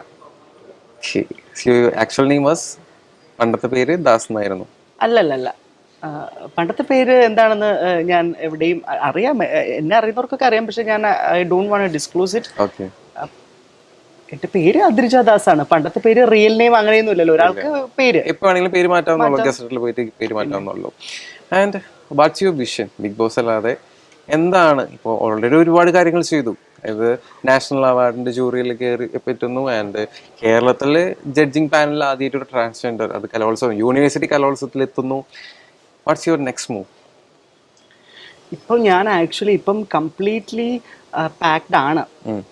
എൻ്റെ പ്രവർത്തന മേഖല എന്ന് പറഞ്ഞാൽ ഒരിടത്ത് മാത്രമല്ല, സെൻട്രൽ ഗവൺമെന്റിന്റെ A ഗ്രേഡ് പൊസിഷനുള്ള ദൂരദർശൻ A ഗ്രേഡ് ആർട്ടിസ്റ്റ് ആണ്. സ്പിക്മക്കായ് സെൻട്രൽ ഗവൺമെൻറ്റിൻ്റെ സ്പിക്മക്കായ് എംപാനൽഡ് ആർട്ടിസ്റ്റാണ്. സോ അതിൻ്റെ വർക്ക്ഷോപ്സ് കേരള സാമൂഹ്യ നീതി വകുപ്പിൻ്റെ റിസോഴ്സ് പേഴ്സണാണ്. സോ അതിൻ്റെ ഭാഗമായിട്ടുള്ള അവയർനെസ് ക്ലാസ്സസും കാര്യങ്ങളും എൻ്റെ അക്കാഡമിക് ഐ ഹാവ് 2 അക്കാഡമികളുണ്ട് ട്രിവാൻഡ്രത്തും കൊല്ലത്തുമായിട്ട്. ആ ക്ലാസ്സുകൾ, സോ എഴുത്തുകൾ, അങ്ങനെ കംപ്ലീറ്റ്ലി പാക്ഡ് ആയിട്ടാണ് പോണത്. സോ അതിലുപരി ഒരു വളരെ സന്തോഷകരമായിട്ടുള്ളൊരു കാര്യം, എൻ്റെ ഒരു ഷോർട്ട് ഫിലിം വരുന്നുണ്ട്. അതിൽ ഞാൻ പ്രധാന കഥാപാത്രമായി എത്തുന്നുണ്ട്. അത് യൂട്യൂബിൽ തന്നെ ആയിരിക്കും, പക്ഷെ അത് കോമ്പറ്റീഷന് പോകും. ഞാൻ റിവീൽ ചെയ്യാണ്. പ്രശാന്ത് കൃഷ്ണ DOP, രമേഷ് സുകുമാരൻ സാറാണ് ഡയറക്റ്റ് ചെയ്യുന്നത്. വളരെ അടിപൊളി, അതായത് ട്രാൻസ്ജെൻഡർ സബ്ജക്റ്റ് ഉണ്ട് ഇതിനകത്ത്, പക്ഷെ അത് ഇത് ഒരു 3 ജീവിതങ്ങളാണ്. ഞാൻ അതിനെക്കുറിച്ച് കൂടുതലൊന്നും ഡിസ്ക്ലോസ് ചെയ്യുന്നില്ല. പക്ഷേ ഇല്ല, അതൊന്നും പറയില്ല. എന്തായാലും ഞാനൊരു പ്രധാന കഥാപാത്രമായിട്ട് എത്തുന്നുണ്ട് എന്ന് പറയാം. അതിലുപരി ഇത് വളരെ ഡിഫറെന്റ് ആയിട്ടുള്ള ഒരു അപ്രോച്ചുള്ള ഒരു വലിയൊരു അടിപൊളി വർക്കാണ്. എന്നാണ് റിലീസ്? സൂൺ. അതിന്റെ ഡബിങ് അങ്ങനെ കുറച്ച് വർക്കുകൾ ഇങ്ങനെ നടക്കുകയാണ്. അപ്പോൾ പ്രൊഡക്ഷൻ കഴിഞ്ഞ് എത്രയും പെട്ടെന്ന് നമുക്ക് കാണാൻ സാധിക്കട്ടെ. എനിവേ, ഇവിടെ റിവീൽ ചെയ്തതിൽ ഒരുപാട് സന്തോഷം. ചെറിയൊരു എക്സ്ക്ലൂസിവിറ്റി നമുക്ക് കിട്ടി. അവസാനമായിട്ട് ഒരുപാട് കാര്യങ്ങൾ നമ്മൾ ചർച്ച ചെയ്തു. ഒരുപാട് പേര് ചിന്തിക്കേണ്ട കാര്യങ്ങൾ നമ്മളോട് ചർച്ച ചെയ്തു. എന്താണ് നമ്മുടെ പ്രേക്ഷകരോട് പറയാനുള്ളത്? ഇത്ര നേരം നമ്മൾ സംസാരിച്ചതിൽ നിന്ന് നമ്മുടെ പ്രേക്ഷകരോട് എന്താണ് പറയാനുള്ളത്? പ്രേക്ഷകരോട് പറയാനുള്ളത് ഒറ്റ കാര്യമുള്ളൂ, നമ്മളൊക്കെ മനുഷ്യനാണ്. നമ്മൾ നമ്മുടെ ഓപ്പോസിറ്റ്, എന്നോട് കിരൺ സംസാരിക്കുന്നു, എനിക്ക് കിരണിൻ്റെ ജെൻഡറോ സെക്ഷുവാലിറ്റിയോ ഇതൊന്നും എനിക്ക് അറിയണ്ട. കിരണിനോട് സംസാരിക്കുന്നു, കിരൺ എന്നോട് സംസാരിക്കുന്ന പോലെ സംസാരിക്കുന്നു. അതുപോലെ നിങ്ങളുടെ കൂടെയുള്ള മനുഷ്യരെ അതുപോലെ സ്നേഹിക്കുക. അവരുടെ ബെഡ്റൂം രഹസ്യങ്ങൾ തപ്പാൻ പോകണ്ട. അവരിൽ ആരാണ് ടോപ്പ് ബോട്ടം വേഴ്സ് ഇതൊന്നും നമ്മൾ അന്വേഷിക്കേണ്ട. അവരുടെ അക്കട ബക്കട ഡിങ് ഡോങ് ഇതൊന്നും പറയണ്ടതേ. മനുഷ്യരാണ്. മനുഷ്യരായിട്ട് അക്സെപ്റ്റ് ചെയ്ത് അങ്ങനെ ജീവിച്ചാൽ മതിയെന്നേ. അവരെ റെസ്പെക്ട് ചെയ്യുക, അവർ ചെയ്യുന്ന കാര്യങ്ങളെ നല്ലതിനെ റെസ്പെക്ട് ചെയ്യുക, അവർ ചെയ്യുന്ന കാര്യങ്ങളെ തെറ്റിനെ വിമർശിക്കുന്നതോടൊപ്പം തന്നെ അവരെ ചേർത്ത് നിർത്തുക. മോശമായ കാര്യങ്ങളെ മോശമായി വിമർശിക്കുക, വിമർശിക്കപ്പെടേണ്ട കാര്യങ്ങളെ വിമർശിക്കുക. അത് വിമർശിക്കുമ്പോഴത്തേക്കെന്ന് പറഞ്ഞു കഴിഞ്ഞാൽ പച്ച തെറി വിളിച്ചല്ല വിമർശിക്കണം, അത് വിമർശനമല്ല. അവരെ നേർവഴിക്ക് നടത്തുക എന്നുള്ളതാണല്ലോ നമ്മുടെ ഉദ്ദേശം. സോ അങ്ങനെ നമ്മളൊക്കെ അങ്ങ് സന്തോഷമായിട്ട് അങ്ങ് ജീവിക്കാന്നേ. തീർച്ചയായിട്ടും. ഇത്ര നേരം നമ്മളോട് ഒരുപാട് നേരം സംസാരിച്ച് ഒരുപാട് കാര്യങ്ങൾ ചർച്ച ചെയ്തു. ഒരുപാട് അറിവ് എനിക്ക് കിട്ടി, നമ്മുടെ പ്രേക്ഷകർക്ക് കിട്ടി. ഇത്ര നേരം ചെലവഴിച്ചാൽ ഒരുപാട് നന്ദി അറിയിക്കുന്നു. സോ നമുക്ക് അടുത്ത അതിഥിയുമായി വീണ്ടും കണ്ടുമുട്ടാം. This are Kiran signing off from my media originals. Bye. Thank U.